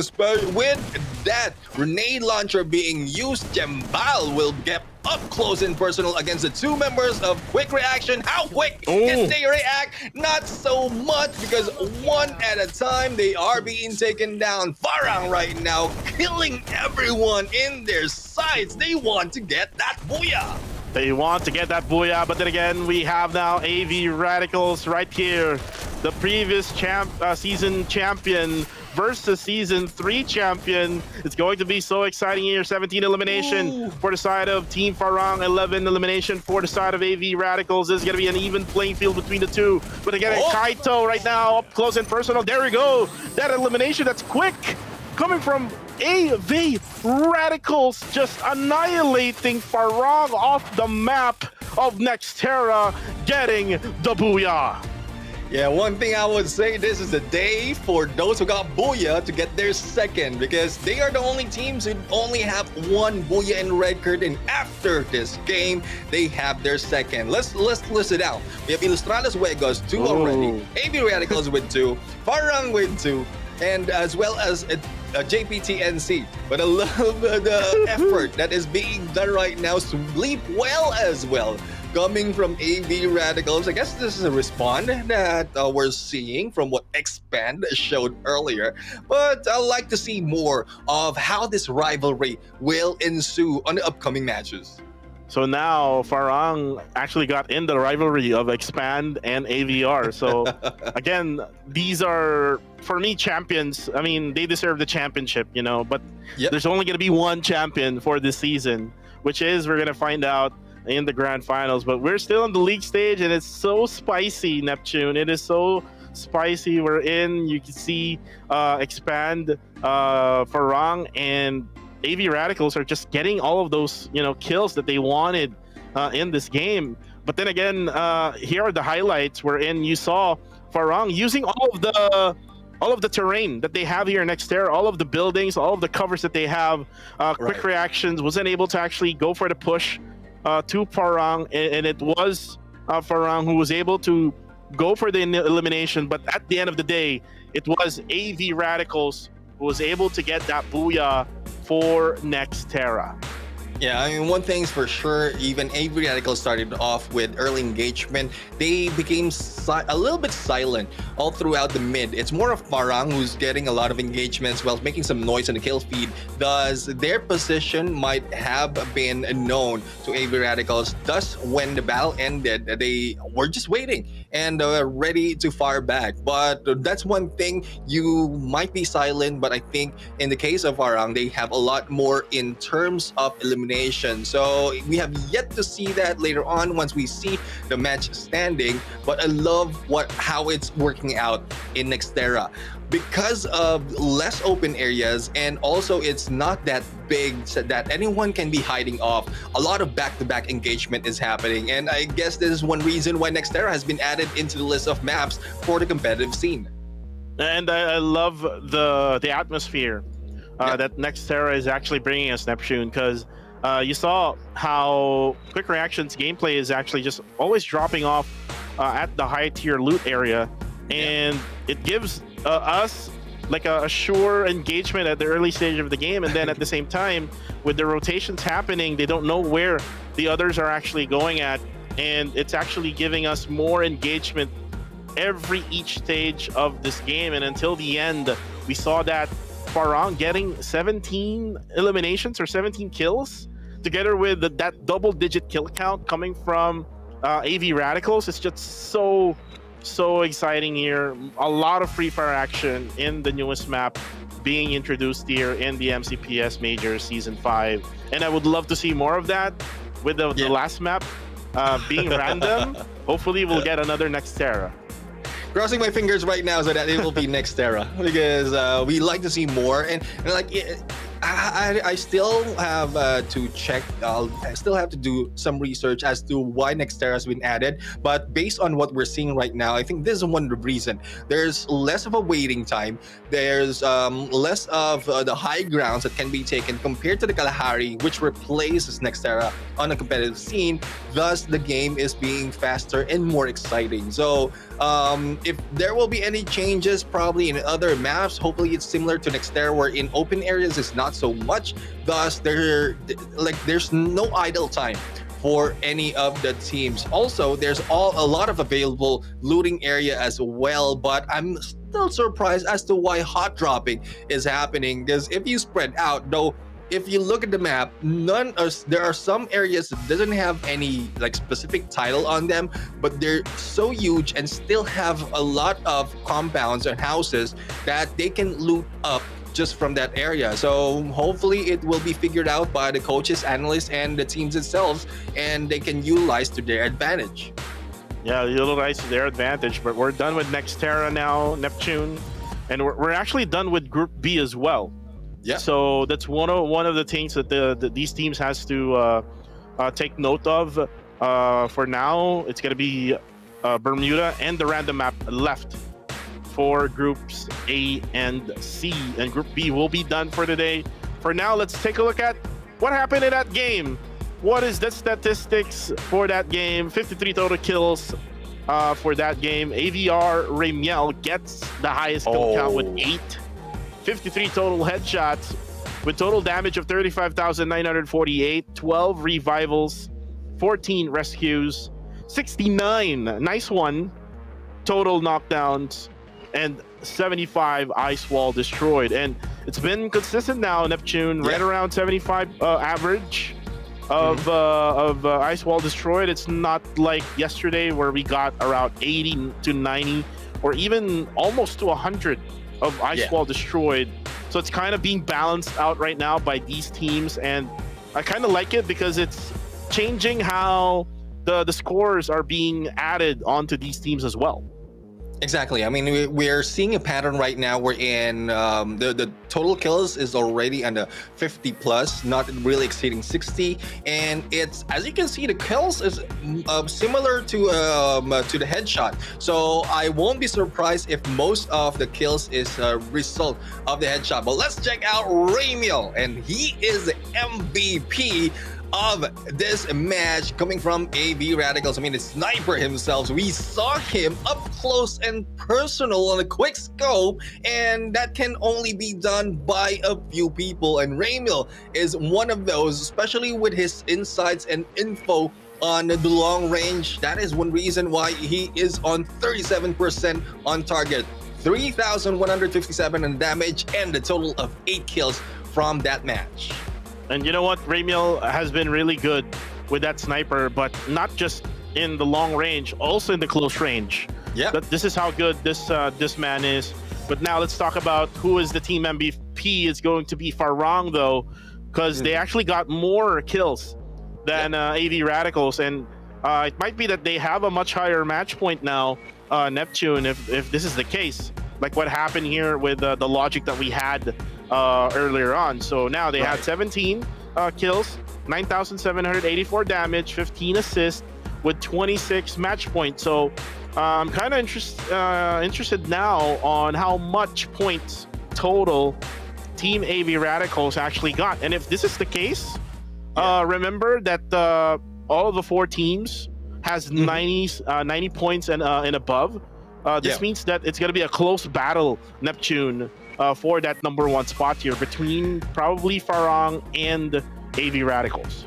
Yeah, I mean, earlier we've seen AV Radicals take the MVP, even if they don't have that booyah. But again, it's more, I think the calculation is more of gearing onto the kills and who is the MVP. So regardless though, the total is still what we're computing, and we're going to see the match standing right now. And I guess you were right. We have 17 on the total kills coming from Farang, but because of the booyah that has been taken by AV Radicals, they are the ones in the top. It is tied from 26 right there. So from the previous match or before the match starts, then that will still be remaining for both of these two teams. And Expand will be left in there on the 3rd spot with 17 points only. And quick reaction, good on him that they are on the #4 spot with 10 points. JPTNC still trying to maintain a good placement point, but only 2 on the kills with 8, and they are tied with Todak on #6. Pando EWG with 6 points on 7, and Mab Esports slowly moving up, only with 4 points on no kills from them. Nova will get 3 points, and both of Project X Gaming and Tactical Insects will get 2 on 10th and 11. Unfortunate for Axis Esports, 0 on the points, and they will be last for this match #4. And now with this one all set, again for Group B, they won't be playing anymore. Actually, it's a good game for Expand as well, 17 points, just to tell you that.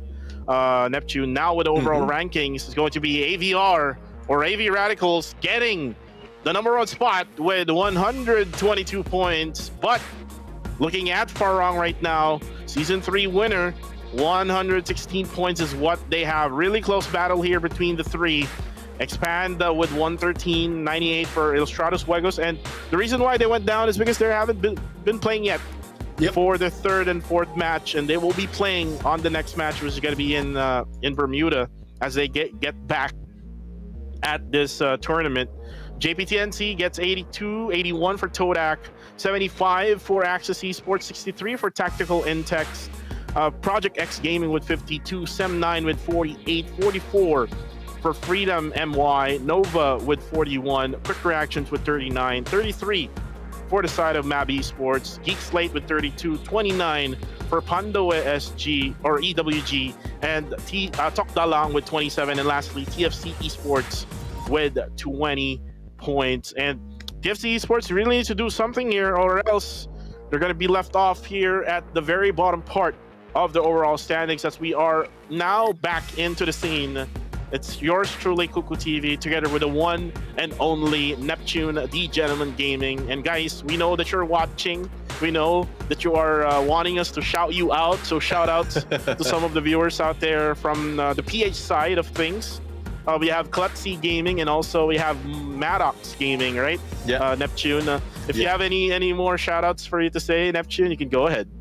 Yeah, I mean, I'd just like to give a shout out to everyone who's supporting the stream out there, whether it's on Facebook, on YouTube, and we really love all the support here in the English side, so that you can we can feel all the presence of everyone who is in here, and hopefully you can share the stream, because there's a lot more that will be happening. We're just up in the 4th match, or we just ended the 4th match, and there's 2 more, and I still love to see Nextera because of how exciting is end up in here. So for those of you who are in here watching out, and hopefully you can also share the stream. But we have something for everyone. This is the code for the pet skin party R1, and well, who would love to have this in your pet skin? We have MCPS S5 CKS NU5. So hopefully I got that correctly, and it's time for the screenshot. So bogey pose in 3, 2, 1. Right, I mean, at least we are in a good pose when you do a screenshot. Yeah, but definitely. of course, what's important is the code that we have in here, and a lot of people have been waiting for that as well as how the leaderboard will be changing and who will be ending up on the top by the end of this day. A lot of things has changed already, has happened already, as Farang just quickly moved up in there, coming from a very, very low from the start of our first day. But the next series between A and C really is something that might change the standings once again. Well, let's take a look at first, Neptune, our map schedule. For those just tuning in right now, just a recap, guys. We have Expand getting that first Booyah together with Farang from Malaysia, and from Malaysia as well. We're going to see JPTNC, or we had seen them getting the Booyah on map number 3. But from the Philippines now, it's going to be AV Radicals getting that 4th Booyah of the day. And there might be a pattern here coming in, Neptune. We might see 3 or the rest of the maps here going to the side of the PH squads. Because if you remember, all the PH squads are on Group A and C. Yeah. There's no PH squad on Group B. So all PH teams will be fighting Ilustrados Juegos, Quick Reaction, and AV Radicals will be playing in. So let's see which team will get that Booyah. And for now, we talk about how well these teams are playing in Bermuda. It's actually going to be Ilustrados Juegos, who already got a total of 45 total points from yesterday. They usually drop at Shipyard, but what happened earlier on, they would need to check their backs, they would need to check their rotations, or else it will be trapped like what happened in match number 1. Exactly. And from the record, if we tie up all of the points that the teams has from Group A and C in Bermuda, it is the PH teams who are in here. As you mentioned, Ilustrados Juegos in there with the highest, because they have a lot of games that has been played in here. Quick Reaction will be second. AV Radicals not so much though, because they're not so much time on the Bermuda map. But again, we just ended our 4th match. We will be back in a bit after a quick break. And I am Neptune Jam Garcia. Together with me is Cuckoo TV. See you in a bit.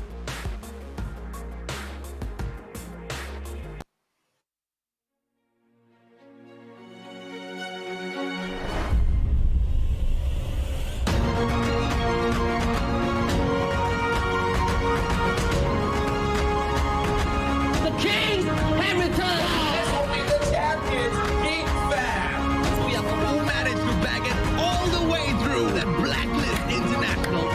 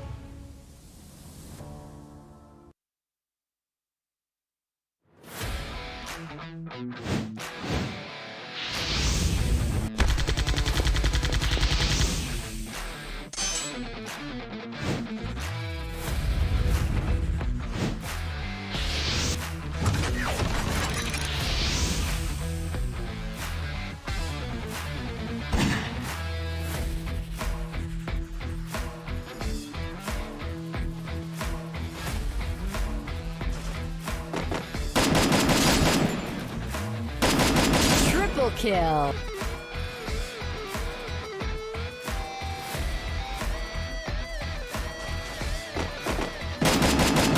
Double kill. Triple kill.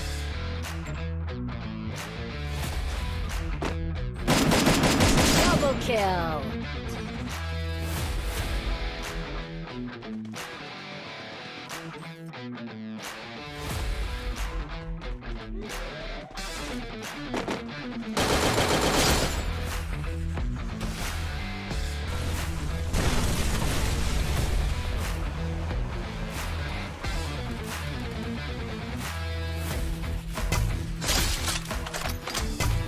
Double kill. Triple kill.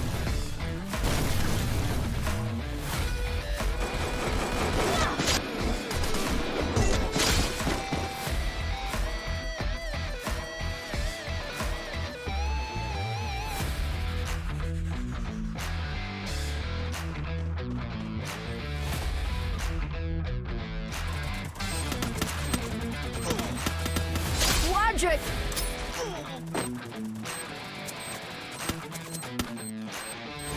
Triple kill.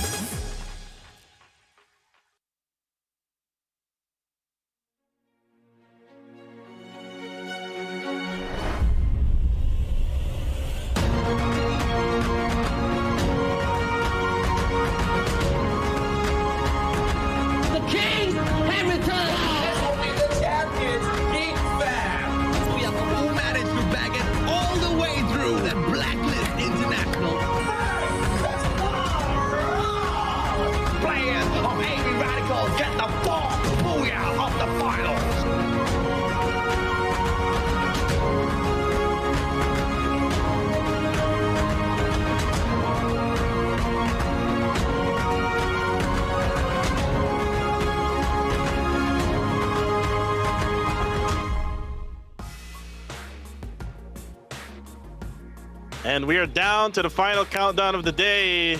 2 more maps left. Your casters, Kuku TV, together with the Neptune, the Gentleman Gaming here for MCPS Major Season 5. Free Fire, brought to you by Garena. And guys, we are now down to Group A and C. Group B is already done for today. So that's basically what's left from Farang and Expand. So it's now time for AVR or Ilustrados Juegos to get that number 1. It's like a tag team match right now, Neptune, between PH and Malaysia. It's kind of like wrestling, you know. Yeah. Tag team match between 2 PH teams and 2 Malaysian teams. Expand and Farang versus Ilustrados Juegos and Ilustrados Juegos and AV Radicals. And let's see if one of the PH teams can actually secure and just keep that top number 1 spot. And actually, if you come to think of it, Neptune, since then Group B is already done for the night. That means that PH will still stay at number 1.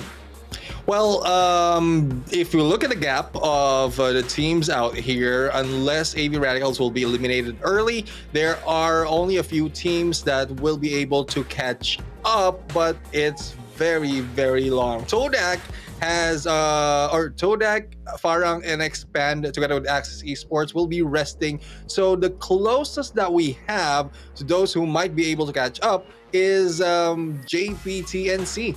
But if we look at it, it's 17 points that they need for them to overtake Ilustrados Juegos, and it's a lot more from Ilustrados Juegos as well to catch up for that second place. So it's a long run, a long catch, but hopefully survivability will give JPTNC that chance to probably get close to AV Radicals on that number 1 spot. Earlier, it is a lot of double booyahs that has been taken by the team, and from those of the teams on the top 5, 2 of each has been taken already, or 2 of each booyah has been taken already. So we have yet to see some of the teams, especially Todak, Access Esports, Tactical Intex, Project X Gaming, Sem9, Freedom MY, and Nova, that completes the top 12 to get their own booyah to increase their chances of getting that high placement of the rankings. But one thing I would like to ask as well is for Quick Reaction not to go for the hot drops,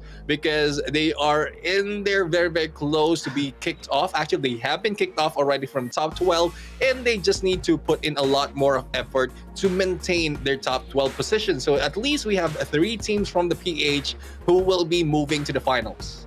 And when you talk about high risk, high reward, the rewards is not really high right now for Quick Reaction. So they will have to really be careful, especially that their game plan is always dropping into the high tier loots. But when you talk about dropping points here in Bermuda for match number 5, you're talking about some teams here that might go for the same spot.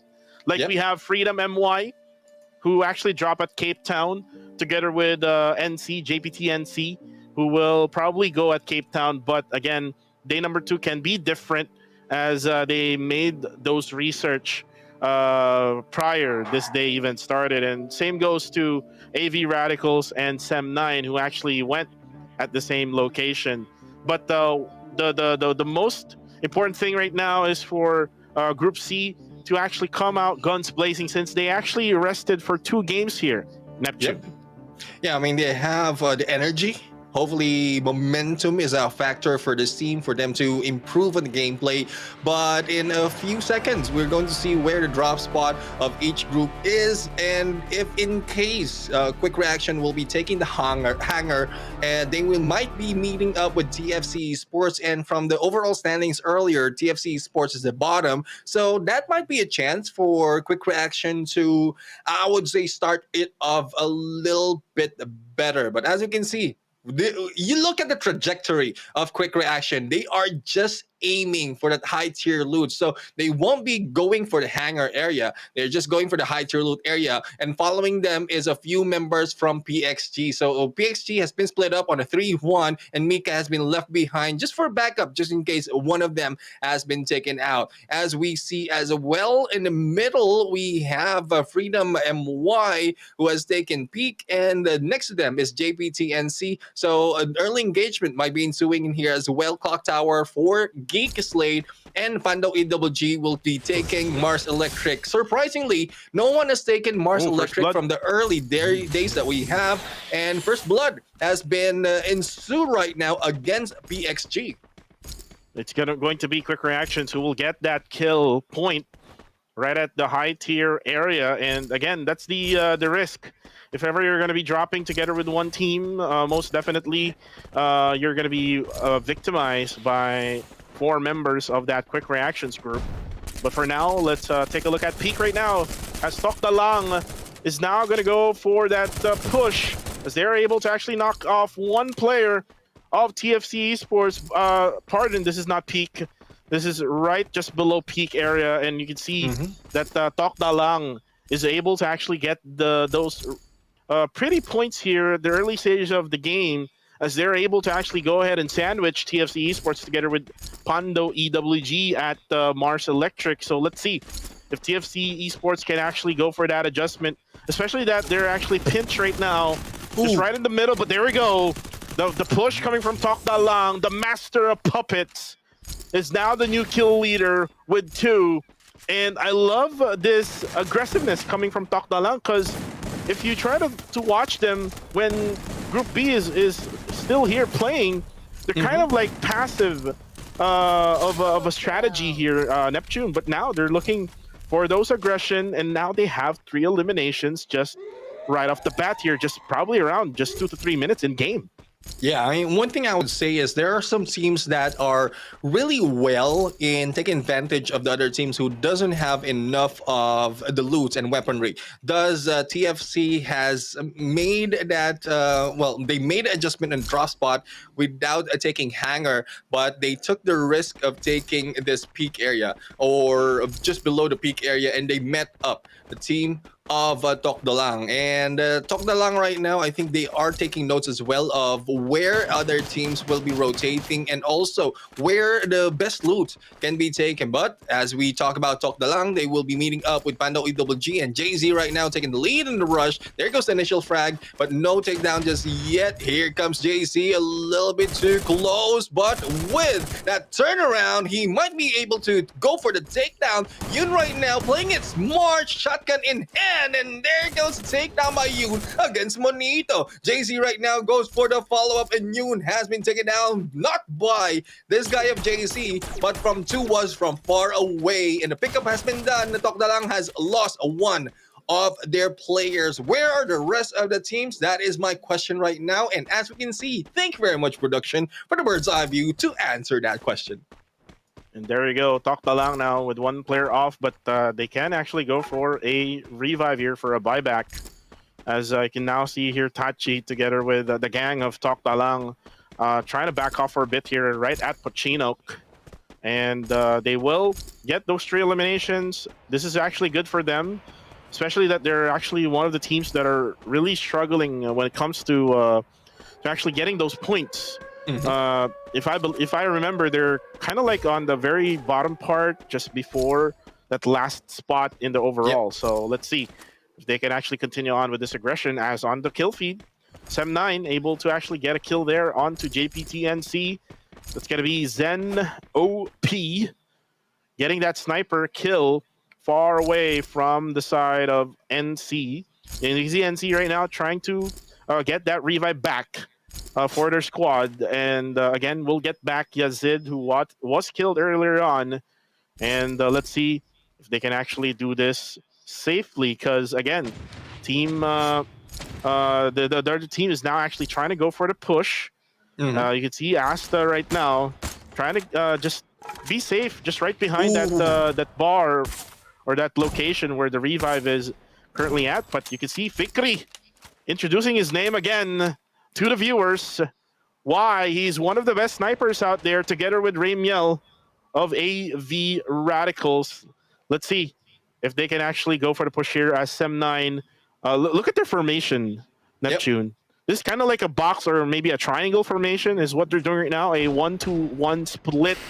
As we switch over here to PXG versus AVR. Looks like AVR is already able to actually get the advantage as he actually knocks down 2. Barba! Oh my goodness, just taking down 2, and now Kai will be the next one. But there's going to be another team there, which is going to be Quick Reactions. Yeah.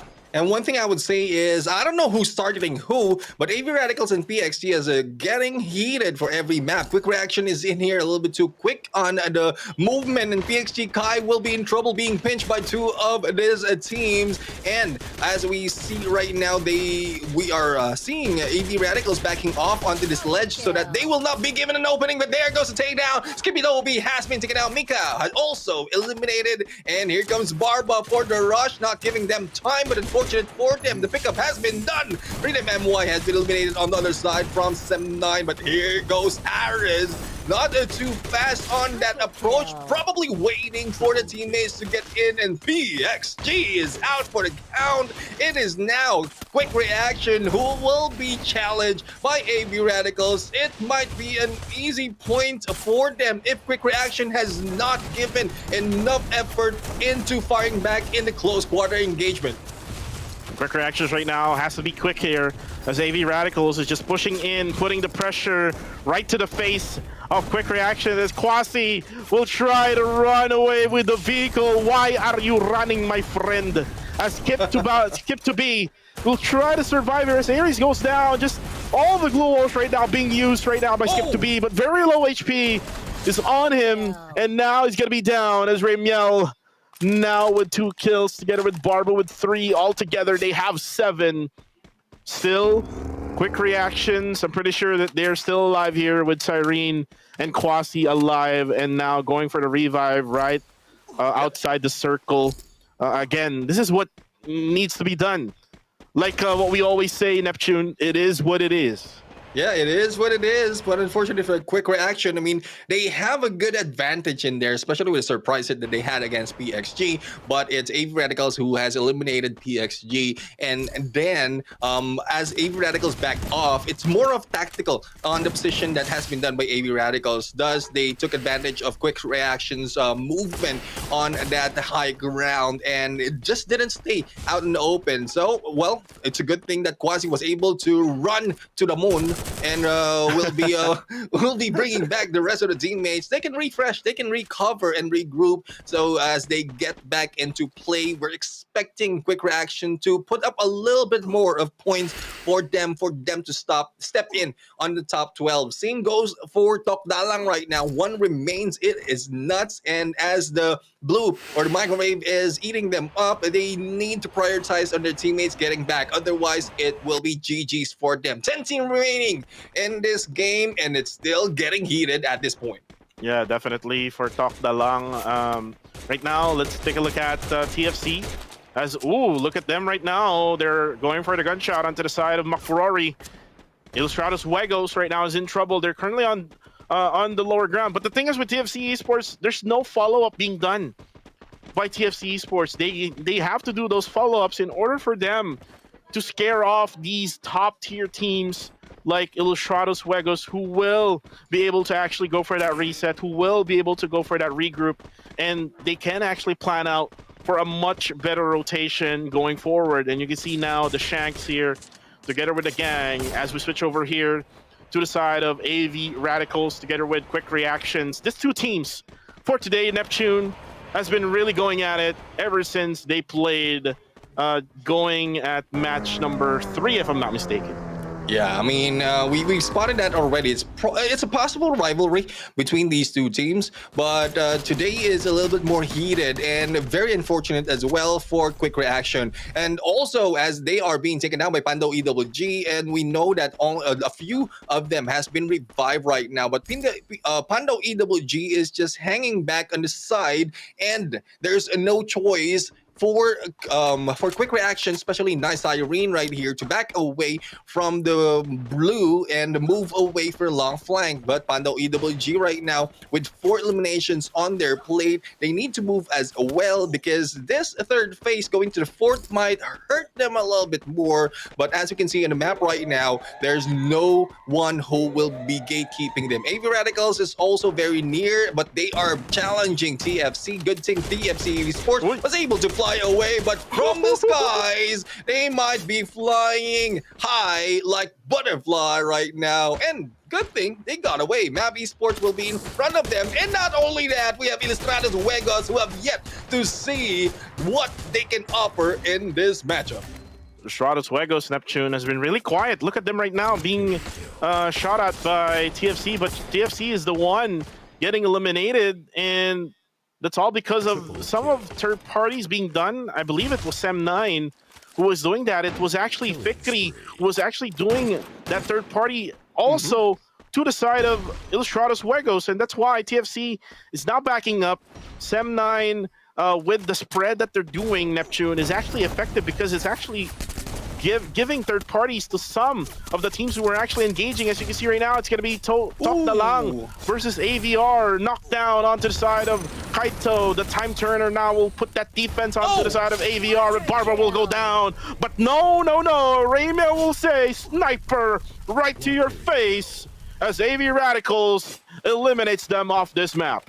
Ramiel's getting a lot of highlights in up close and personal snipe, and well, there's no surprise if that's the only weapon that you have to make do with what you got. And as we can see, they at NC got a few visitors right here in the name of Mav Esports, though one is in there who might be overtaken by a few. And looking at Ilustrados Juegos, who's not far behind, is also trying to catch up on the points. So far, no eliminations being done by Ilustrados Juegos. They are, or they might be targeting the Booyah at this game, but they need to put up a little bit more of those kills as well. It is McRory is already out in here. It's a 3v3 situation at this point, and one thing I would say, if they take time to eliminate some of the teams right now, then it will be GG's for them. But speaking of GG's, AV Radicals has been taken out on 8, and as we can see, we are now left with 6 as another team has been eliminated as well.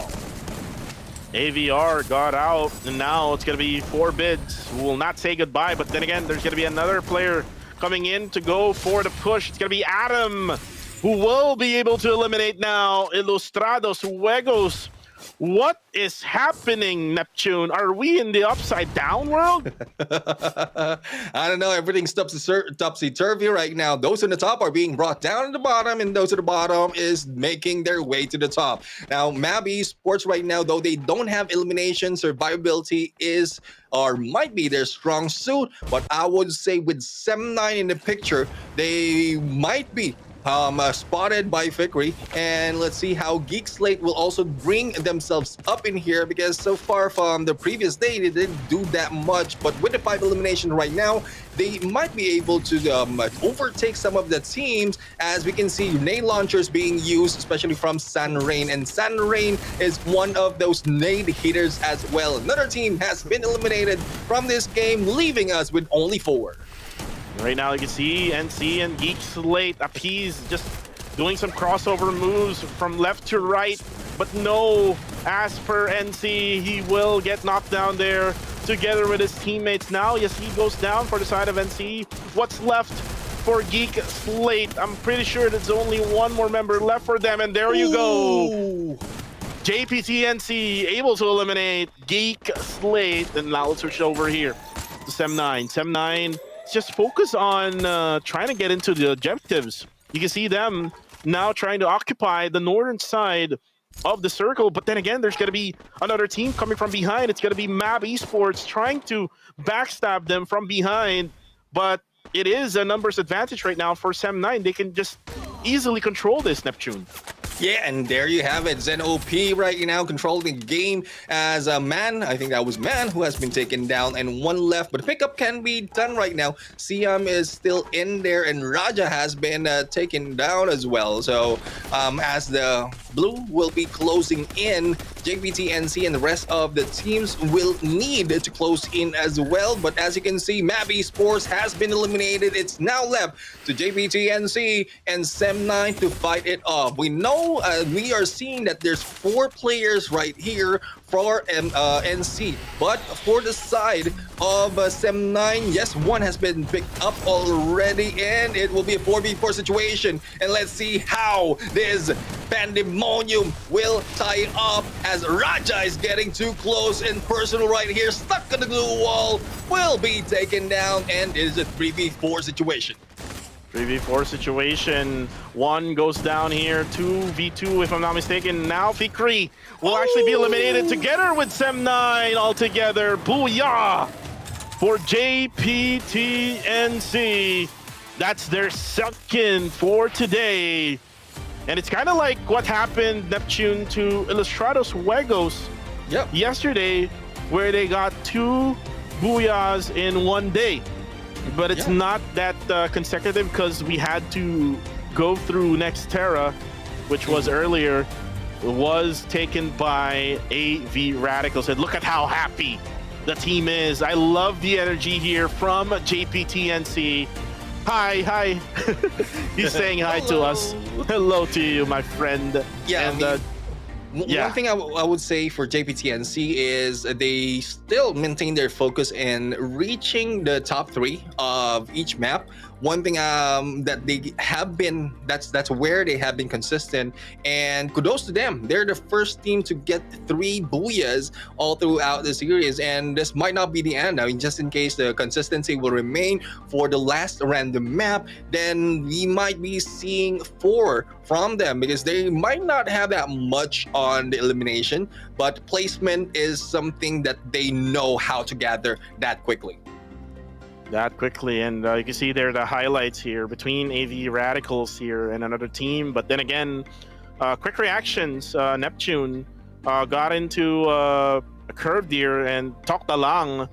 I was saying that they had a good early engagement, but they need to continue that consistency until the end of the game in order for them to be able to get that booyah, and in order for them to also get additional kills right at the end of the game. But then again, it was Fikri's sniper skills together with JPT's NC's CQC battle who actually got their booyah at the end. And there you go. You're right back at it again here. Our casters, yours truly, Cuckoo TV, together with the one and only Neptune, the Gentleman Gaming. And again, shout outs to everybody who's watching right now. To actually, there's a lot of KOLs for Free Fire coming from the Philippines commenting on Facebook. If you're wanting us to do a shout out on your names, definitely go to the Facebook live stream. Go guys, check it out. Actually, I have one shout out because I've seen one KOL visit our stream. It's JLems TV, who actually been commenting since earlier on. So shout out to you. So if you have any other shout outs, guys, please go ahead and comment right now in the live comment section. But for now, Neptune, we're down to the final map of the day, which is going to be a random map.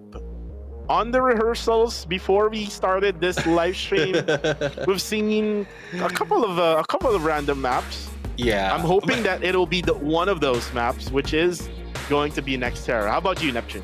Yeah, I mean, it might still be random because like we're using a randomizer right now, and that's the RNG. And one thing about Battle Royale really is how random everything is. The flight path, the circle, even the last map for a day is random. So a lot of twists and turns right now that gives a lot of excitement in this game. And Nextera is still my wish, crossing my fingers, because of how well the teams are fighting in that map and how chaotic it is, bringing a lot more excitement in terms of the engagement. But won't be surprised if it's the other maps that we haven't seen just yet.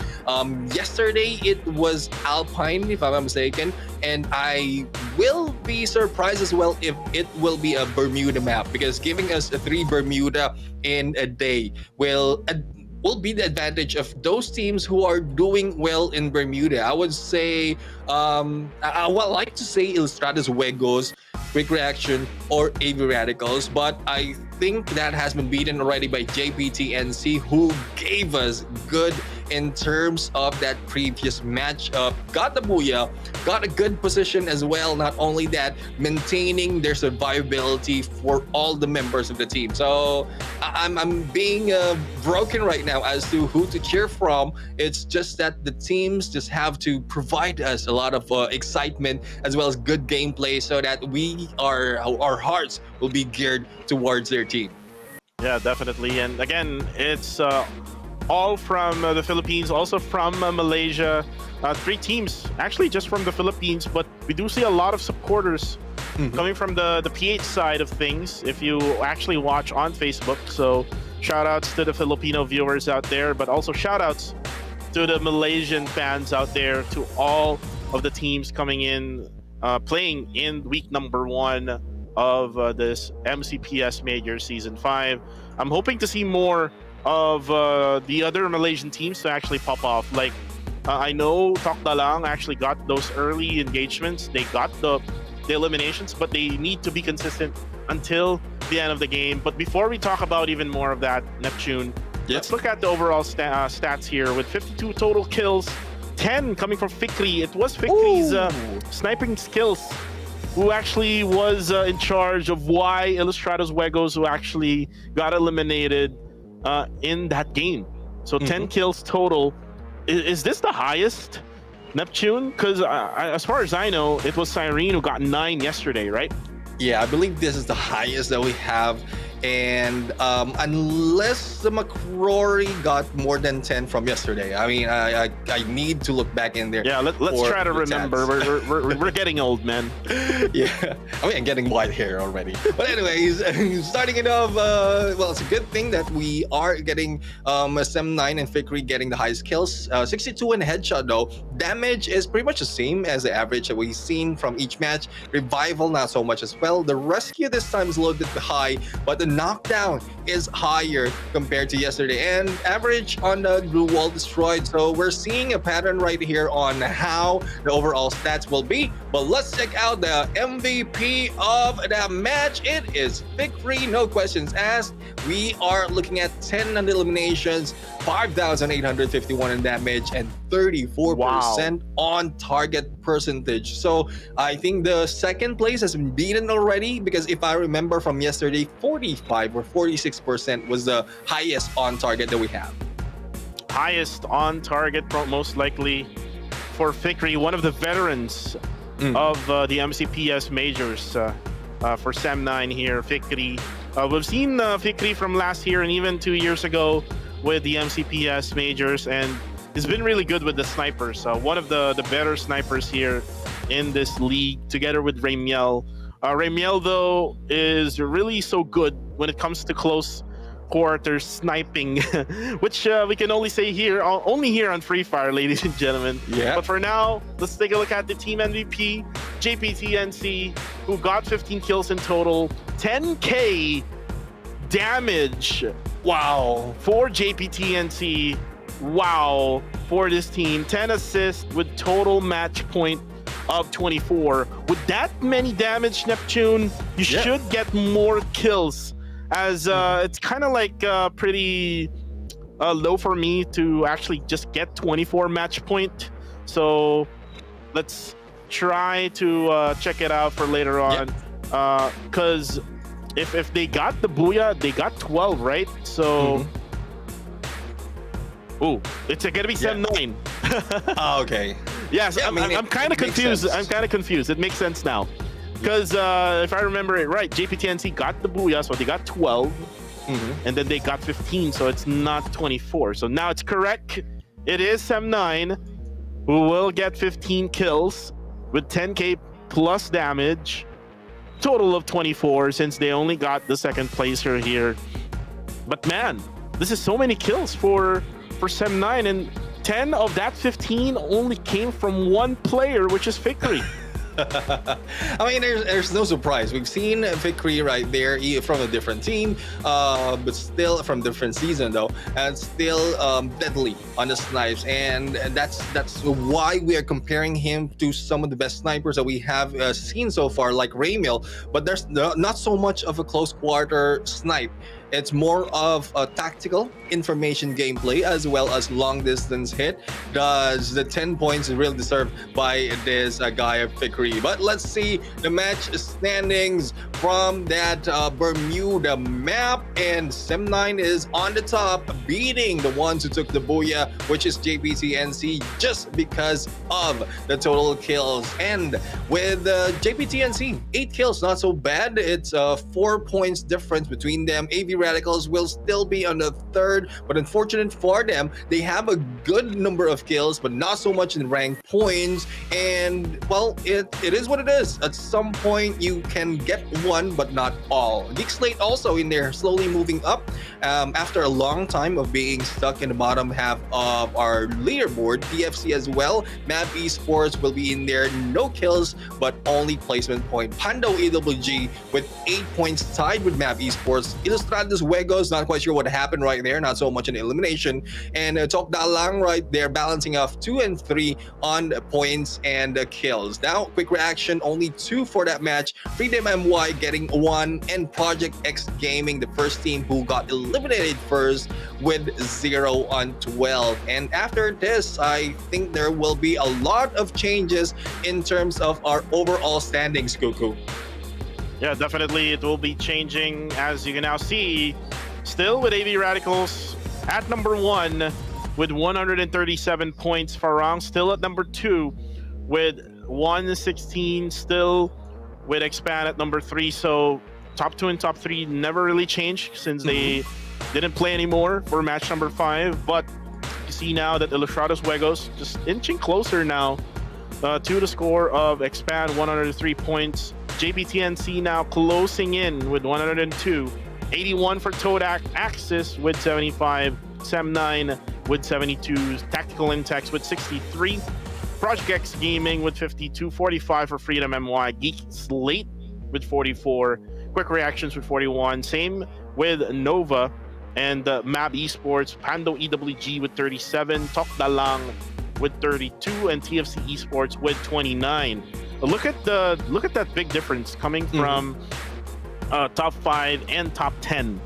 That's a 50-point difference. So basically, we're just saying here, Neptune, that the level of gameplay by all of these top 5 teams are so high that these other teams coming from top 10 and below would really have to exert more effort in order for them to actually be at that same level, in order for them to actually have that spot as well in the top tier teams once we have that grand final set in, and in order for them to actually get into the top 12 first to get into the grand finals. Yeah, exactly. And one pattern that emerges between the top 5 is the number of booyahs that they've taken. Well, they're the only teams who are taking booyahs all throughout these matches. Thus, the other teams are only depending on the placement that they have, not so high though, and as well as the kills that they are getting all throughout the match. So that's one reason as well why some of the teams are trying to go for the early engagement so that they can invest more on the elimination points.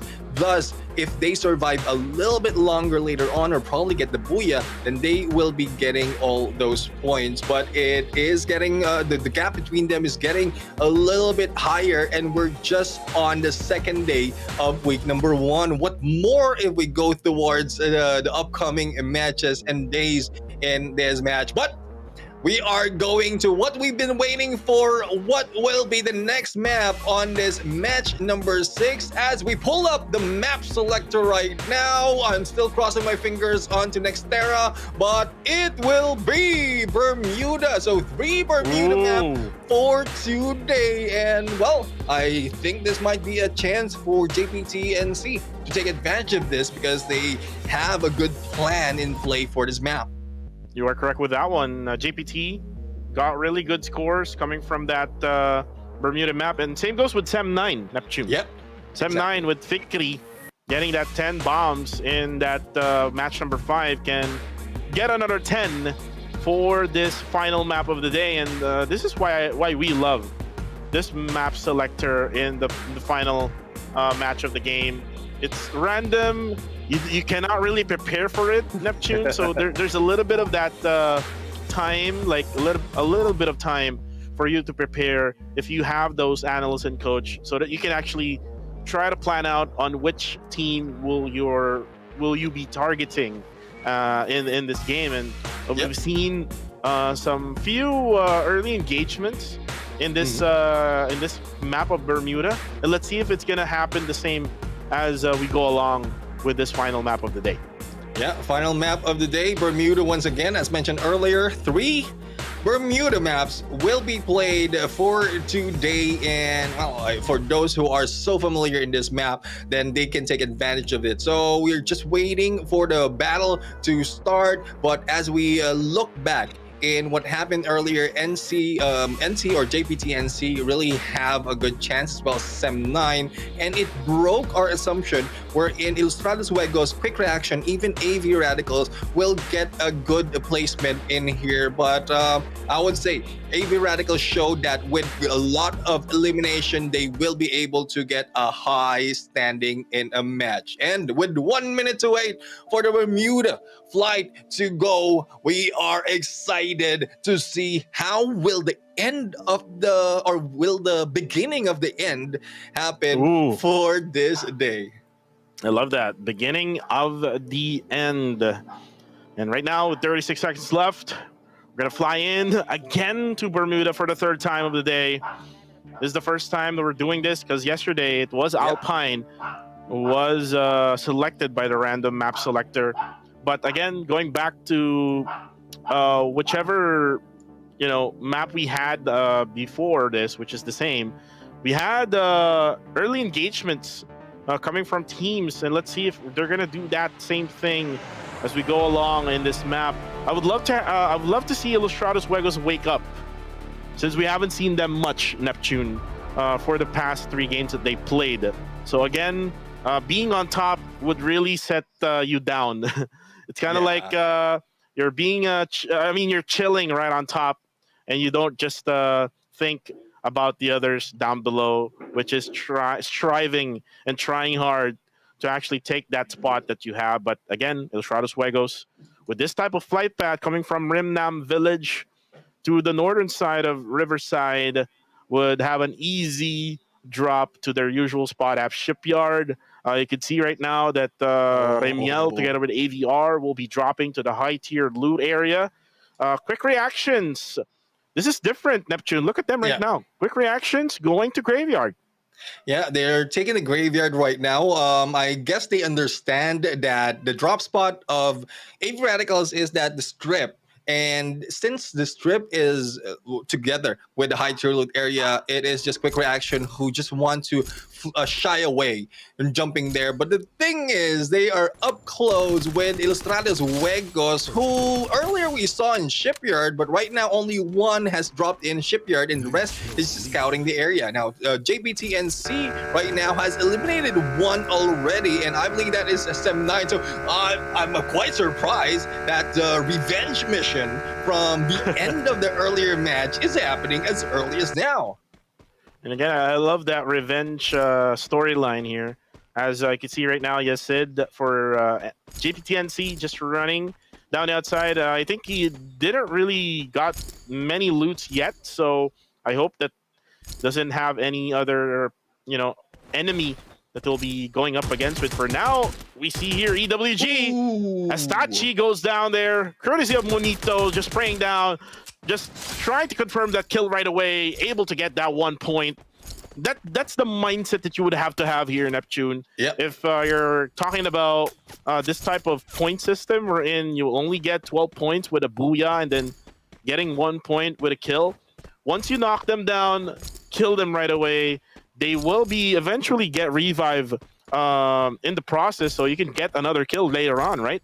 Exactly. I mean, well, it might be a good plan if it plays out to your advantage, but it really is a sound plan. And again, that's one reason as well why a lot of teams are getting a lot of kills as well, because they're taking advantage of three of the players who and then leaving one behind. Once they get revived, they have a good chance of getting all those kill points later on. So PXG right now has taken away from the potential or engagement earlier that almost happened. Bullseye will be their target, as a quick reaction right now will still be in graveyard. So this might be the early engagement that we might be seeing, but not too early, as it has already been 3 minutes from the start of this match. So far, 12 teams remain in this battle, and as we can see, quick reaction just quickly pulling away from PXG. They don't want to risk being taken out early in this game.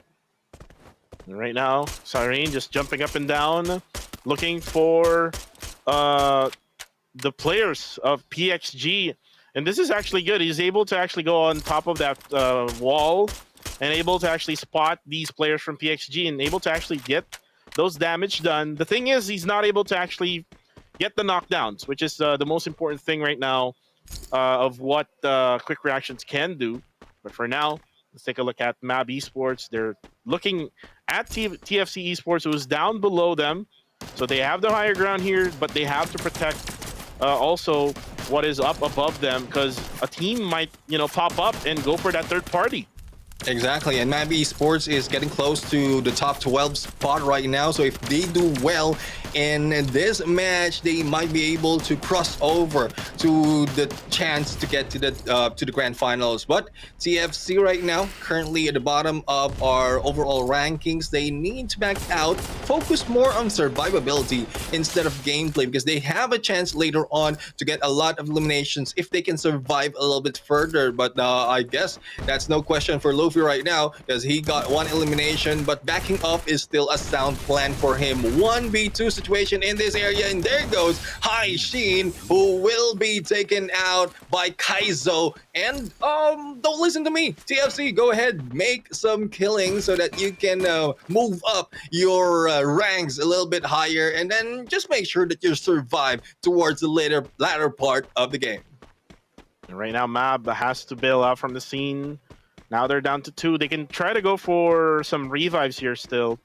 As you can see here, that we're still at 5 minutes and 20 seconds of the game. Still really early for MAB. They can try to go for that regroup and reset. But for the meantime, looking at the bird's eye view right now, things might get spicy here between EWG and Tokdalang. They're really close to each other. Riven, do they know, Neptune, do they know that there's a team right in front of them? So they might get surprised here, as Riven doesn't have any guns on his hands right now. He's just trying to run, or maybe he heard already this player from TD or Tokdalang, which is just right underneath him, and Riven just going for the sniper shots from a far distance, as Nuts actually gets hit there, down to half HP. But Yun just trying to get his presence known now, as Shahid goes for the shotgun. No, it won't connect because of the time turner defense, together with the ice wall, glue wall from EWG. And there you go. That's going to be a knockoff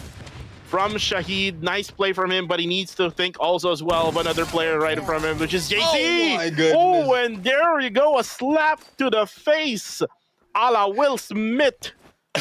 Neptune. Slapped by a shotgun, and also the nade kill being brought by Yoon. Is almost seeing a little bit of Soldier Boy right there. But anyways, Tokdalang is in here with 4 elimination already, doing well. And though they have 1 casualty, but speaking of casualty, we are seeing a little bit of casualty as well from Freedom MY, as AV Radicals right now is just scrambling to get each and every player, and Kaido up close and personal together with Ares right now taking Rin. So it's not just this team that they are fighting against. I guess there's another team from afar, and Freedom MY right now is just losing a few of their players. Still, 4 remains for AV Radicals, and they are on hunt or probably on hide and seek against Freedom MY, and it's no surprise if they can be brought back in here. But with the distance that AV Radicals have on that revive area, I don't think Razik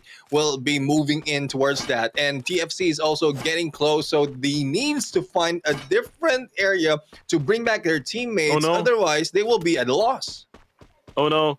I was just about to say that Razik is actually getting closer to one player of TFC who's just prone on the ground, and you can see that Razik right now in between of 2 teams. PXG and TFC doesn't have any place to go, so it's best for you to just stay where you're currently at right now. I think TFC is trying to like gatekeep this revival area right now, or this buyback area, where Freedom MY can actually do their revives.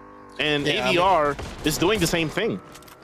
Yeah, I mean that's one of the factors that can give you or pull in some of the players or some of the teams for you to take advantage of the kill points. But speaking of kill points, AVR are receiving a damage, and it's TFC who's putting them down one at a time. So if TFC will get that Q that they can push out in here and take advantage of knockdown, they might be able to do so. And there you have it. Ramiel once again has been taken down. Kaito right now sighted, and Luffy is the guy who's making it work. Not only that, the nade hit coming from the sides is making it difficult for AV Radicals to fight back. The FC right now with the 2 and the glue walls being destroyed. Here comes the rush. Where can you go, AV Radicals? They are trying to survive, but survive might be an understatement because TFC wants to get all those points. TFC wants to get all of those points right now, but the thing is, look at Barba being surrounded right now by the police, knocking your door. It's going to be Sam9, who is currently hot right now, all because of that previous performance in that previous Bermuda map. But for now, if you're able to actually get a kill there on the kill feed, but at the same time, waiting for the sniping shot is the other members of Ilustrados Juegos. Now, quick reactions. Will it be a quick elimination like what the live comment section would say? And there you go. Quick reactions gets eliminated by another PH team, which is Ilustrados Juegos. Well, Ilustrados Juegos did well in Bermuda. They're one of the teams who got the booyah in this map. And quick reaction, they just need to work on, they worked on their drop spot already. They need to work on their rotations.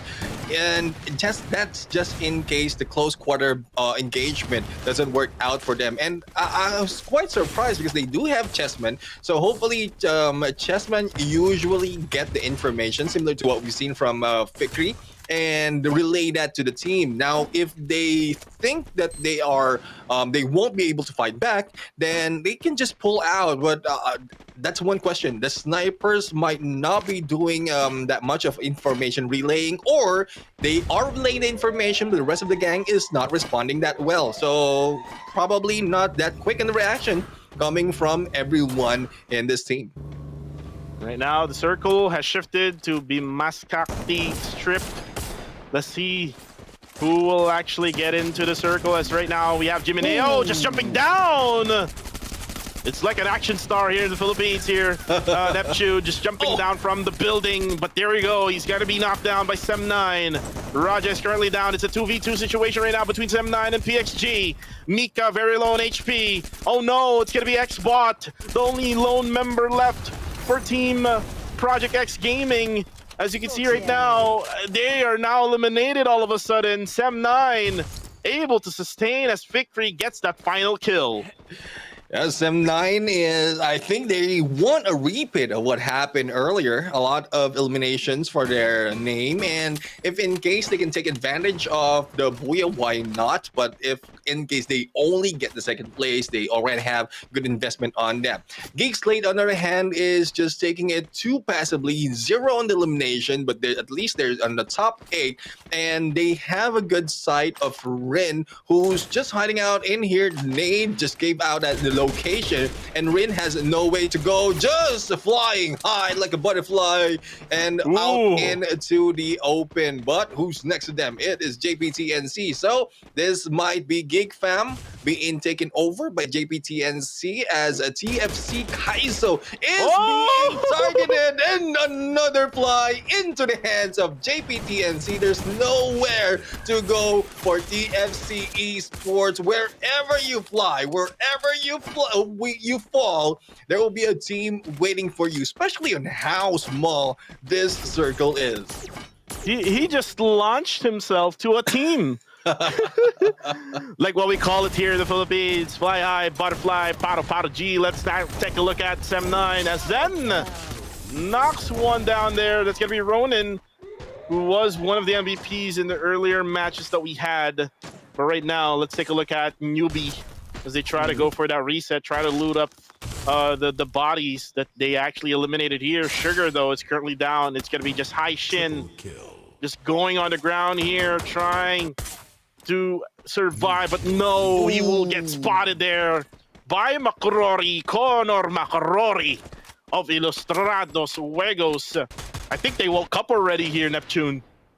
Yeah, I mean, I don't know if the rest, the two-match rest, they were able to sleep, but hopefully they have more energy to end this. They still have 6 teams though, but with the 8 eliminations that they have a higher chance to really get a good match point in this game. Now, Nap is right now, just as soon as that glue wall has been taken out and that snipe being pulled out, there's no chance to survive that. Dino is down and will be picked up, but Yasta is just alone and only one surviving for Geek Slate. Geek Slate will be made right now, leaving us with only 5 teams, and I would say I love the performances of those teams who are still alive and kicking at this point of this match, because they have a lot of kills already and also making their way with a lot of placement points. And McCrory right now just so strong here, trying to get into the side of the mines of Sem9, and there you go. As Forbids is currently down, but he will actually get killed there by Razik from afar of Freedom MY. And look at McCrory. McCrory, you need to move your butt, as one of your players will try to get in to get some cover. But now, Toktalang putting in pressure. Look at how many bombs they're putting onto the side of Ilustrados Juegos. How many bombs was that? I think that was 5 or maybe 6 bombs. Yeah. But the glue walls, that defense game of Ilustrados Juegos is actually really strong. But again, here comes the pain. Oh no! Coming from Ilustrados Juegos, you have to be careful, nuts. TD currently down right now. But then again, Neptune, the thing is, they're out in the open, so they might be getting third-partied by the other squads. Exactly. I mean, we're seeing JPTNC taking shots on Tokdalang as well. And let's see, on the respawn of Ilustrados Juegos, they are the ones on the giving end of this nade battle. McRory in there for that nade launcher. Freedom MY taken down, and McRory finishing it off with that grenade launcher. Now it's now left to JPTNC and Ilustrados Juegos on the team versus team. But it's a 3v4 situation. Unless they take down Dino in there, it will not be balanced. Here comes the rush coming from JPTNC right now. McRory is just finding the perfect position to launch those nades, as well as Pure right now. And it is now a 3v3 situation, as Asta and Dino is not recovering from the damage that they got. And that's one of the most important knocks that IJ actually did there. Napis from afar. Now it's going to be a 3v3. Now down for the count here is I think one of the players of IJ. No, there we go. It's gonna be Pure together with one of the players of NC. Asta still alive here. It's gonna be 1v1. McCrory will try to survive here. Can he do it? No, he cannot. As JPTNC gets another one. That's a third booyah, Neptune, for the Malaysians. JPTNC. I would love to get whatever they ate today so that I can win as many booyahs as I can. But wow, what an effort there coming from IJ. Ilustrados Juegos actually went on not just one team at the end, I think it was 3 teams that they tried to eliminate. Right. So if I remember correctly, there's TD and JPTNC is just waiting in there from above as everyone else is battling. And one thing is for sure, it's about time that, or well, we've seen both of the teams, Ilustrados Juegos as well as JPTNC, to take booyahs in this map. So probability is either one of them will be able to survive this long, but it's more of the number of kills that they can get as well, because from what we've seen earlier, though JPTNC had a lot of survivability, they didn't get that much of engagement bringing their kills. And this final moment, I think they have 5 or a few more. But as we look at Ilustrados Juegos, 12 kills already before the battle of the top 2 happened. And I like to see how well that match ended in terms of numbers, because that will give us a glimpse of who's really moving up or staying on their place, because currently from the previous overall standings, they're on 4th and 5th in a placement with only 1 point difference between them. Yeah, definitely. It's going to be a close battle between all of these teams. Neptune, since then, JPTNC got 3 booyahs for today. Imagine that.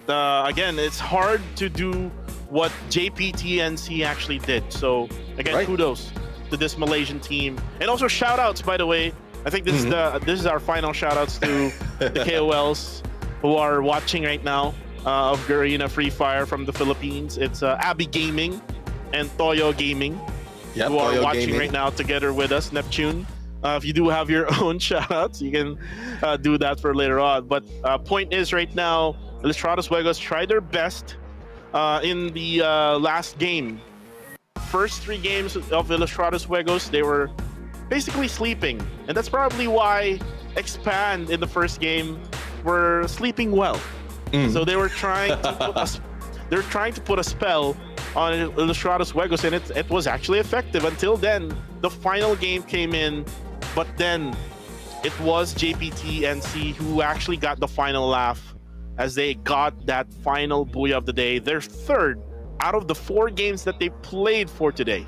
Yeah, and not only that, they're the first team who got 4 booyahs all throughout this competition. So it's really a feat for JPTNC, though we saw that already yesterday, that they're consistent in taking the top place or top 3 for every match. It's just I'm just so happy that all the effort has been converted to booyahs as well. And I just want to see more of those eliminations coming to their favor as well. That makes it easier for them to catch up for those on the top. But I won't be surprised if after the result of this, JPTNC will be very, very close to AV Radicals on that top spot. Well, AV Radicals still on the top spot, probably, I would say, Neptune, if we try to do the math right now. But we're going to confirm that one later on, as we will show you the final results after 2 days of Free Fire action. It's been a blast, Neptune, actually, since this is actually my final day of casting for this league. So it's kind of sad and at the same time happy moment for me, as we try to, engage as well with our live comment section with the KOLs together with the fans out there. So thank you very much to Garena Free Fire for putting me back in the talent lineup. Actually, last year I wasn't even here, so I was here 2 years ago, but eventually we are right back at it again, and hopefully that you enjoy our casting here together with Neptune, the Gentleman Gaming. We're just waiting for the overall statistics, as they're trying to still tabulate all of the things that happened there in Bermuda. And again, that random selector actually benefited JPTNC, because it's kind of like doing the same thing. Exactly. For what they did in the 5th match, which they already had won, right? Right, exactly. And well, before we go for the overall stats, a big shout out to Princess May, who want to change their name to gaming or TV. But let's check out the overall stats right now as we look at, again, averaging 50 on the kills. And this is pretty much the same on all the match that we have. 50 on the total kills for this match. 8 has been taken, and that is by Yasin right here. And 33 on headshots, 33,212 on the total damage, 12 on the revival, and 13 on the rescue. Not so much of rescue has been made right here. Knockdowns will be 68, and ice walls or glue walls destroyed will be 90. I guess we're back in there because of how the setting of each area or each engagement is happening. It's mostly an open area, and also even within the compound, teams are utilizing all those glue walls to cover the exit of some of the teams, or probably protect themselves from being eliminated completely. So I love how the engagement's happening in this OG map. I asked for this actually, if I'm not mistaken, earlier to see 3 Bermuda map for this day. But let's check out the player MVP. I'm going to throw this over to you, Cuckoo. Yeah, definitely the MVP for this match is Yasid with 8 kills in total, 2,760 damage, 31% of on target. So that is really accurate, man. It is actually setting the bar right now to at least get 30% and above for all these players, because I think the highest was 36 or 34, if I'm not mistaken. So there's a 40 plus actually. Oh, there's a 40 plus. Yeah. Yesterday, is that right? Yeah, that was yesterday. Yeah, let's check out the team MVP for this match, and no questions, it's still JPTNC. 13 on the kills, that makes it 25 on the match point. Their damage is 6,725, and they got 10 assists. And I really love how JPTNC has, I would say, found their momentum from the first day up until today on how to survive a little bit longer. There might be a few of the fluke games wherein they were eliminated mid game or towards the early part, but they're still maintaining the consistency that they have in getting the points all throughout, especially if they drop in onto the Bermuda map. Well, JPTNC from the bottom, now they're here. Actually, they didn't really start it at the bottom. They started at mid because they were really consistent. It's just that they're not getting the booyahs. Yeah. Until then, they got 3 booyahs for today.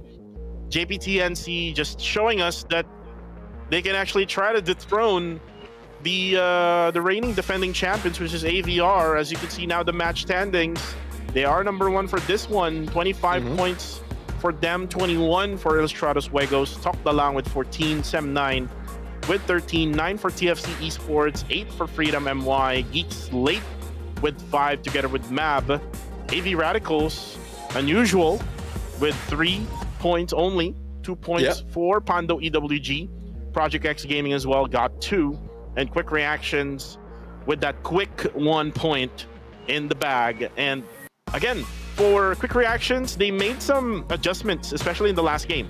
Remember that they didn't went for that high tier area.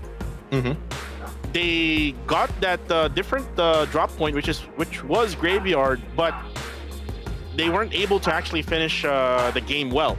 So again, they would have to rethink, especially that after this day, they're gonna have to wait for a week in order for them to play again, since week number 2 will be for next week. But for now, here are the overall standings, Neptune. As AV Radicals is still number 1, even though JPTNC got 4 booyahs already with 127 points, 124 for Ilustrados Juegos. Farong got 116, Expand with 113, 85 for Sem 9, Todak with 81, 75 for Access Esports, and Tactical Intex with 63. You go ahead for the next page. Yeah, we have Project X Gaming on 10th place with 54, 53 for Freedom MY on 11, Geekslate on 12 with 49 points, Tok Dalang on 13 with 46, same as Mab Esports with 46 points on 14, Quick Reaction with 15 on 15th place with 42 points, and Nova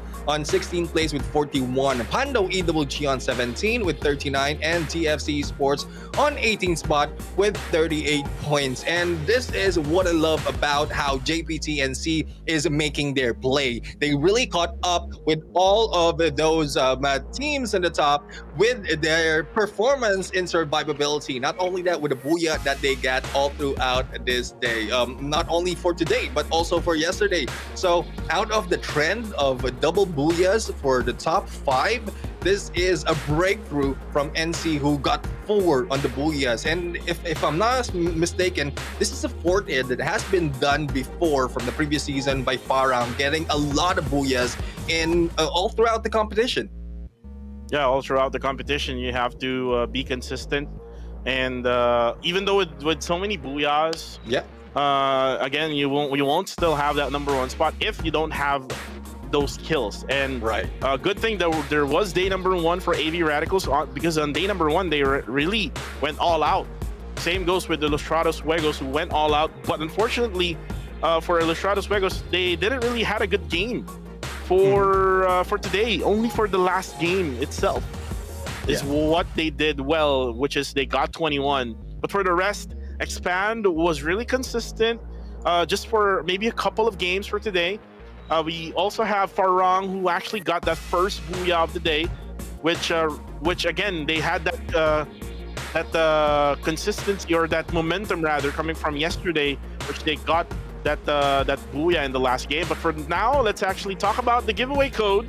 Guys, you are waiting for this. All you need to do now is redeem this code. It is the Pet Skin Party Arvin MCPS S5 CKSNU5. Today is my last day as well, and today is, if I'm not mistaken, is the last day as well for this pet skin, for the code. So make sure to grab this pet skin right now, which is the Party Arvin. If you do love the color of blue, definitely this is for you. And make sure to get this skin right now, or else someone else will get it for you. Yeah, I mean, I really appreciate having you here at Cuckoo TV and having you back in the caster's desk. And I really love all the support out there from the comment section, especially on Facebook and YouTube. So hopefully you can get that all throughout this competition, because the teams really need it. As you can see, for those who are cheering on some of the teams, they are also improving. And I love to know the fact as well that some of the teams are watching the comment section, even if there's a little bit of delay on the gameplay and the broadcast. They are still watching comment section as to get all those motivation in the chat. So don't forget to engage so much, and let's keep it clean as well in the comment section. No less or not so much of toxicity, so that we can have a lot more of fans who can join us on Green Free Fire. But I guess with all the battle that we've seen so far, we really love how it ended, because so much of great gameplays for the teams who need to catch up, but for those who are on the top 5, they still maintain their game style, their gameplay, and we're still calling out the other teams who are at the bottom of our leaderboard, especially Mab Esports, Tok Dalang, Quick Reaction, Nova, Pando EWG, and TFC, who's currently on 13 to 18. We're waiting for you to check out the previous game so that you can study as well how the teams are dropping and rotating, so that you can improve your survivability. Yeah, definitely. And lastly, Neptune, since then we're down for the count here with our live stream, I would love to thank again Garena for giving me this opportunity to go ahead and cast in English. Before, I was in the Tagalog broadcast, but then we're now in the new meta for Neptune and Cuckoo TV. Guys, thank you very much as well for the people watching at home. Guys, we will see you again next week here in the MCPS Majors season.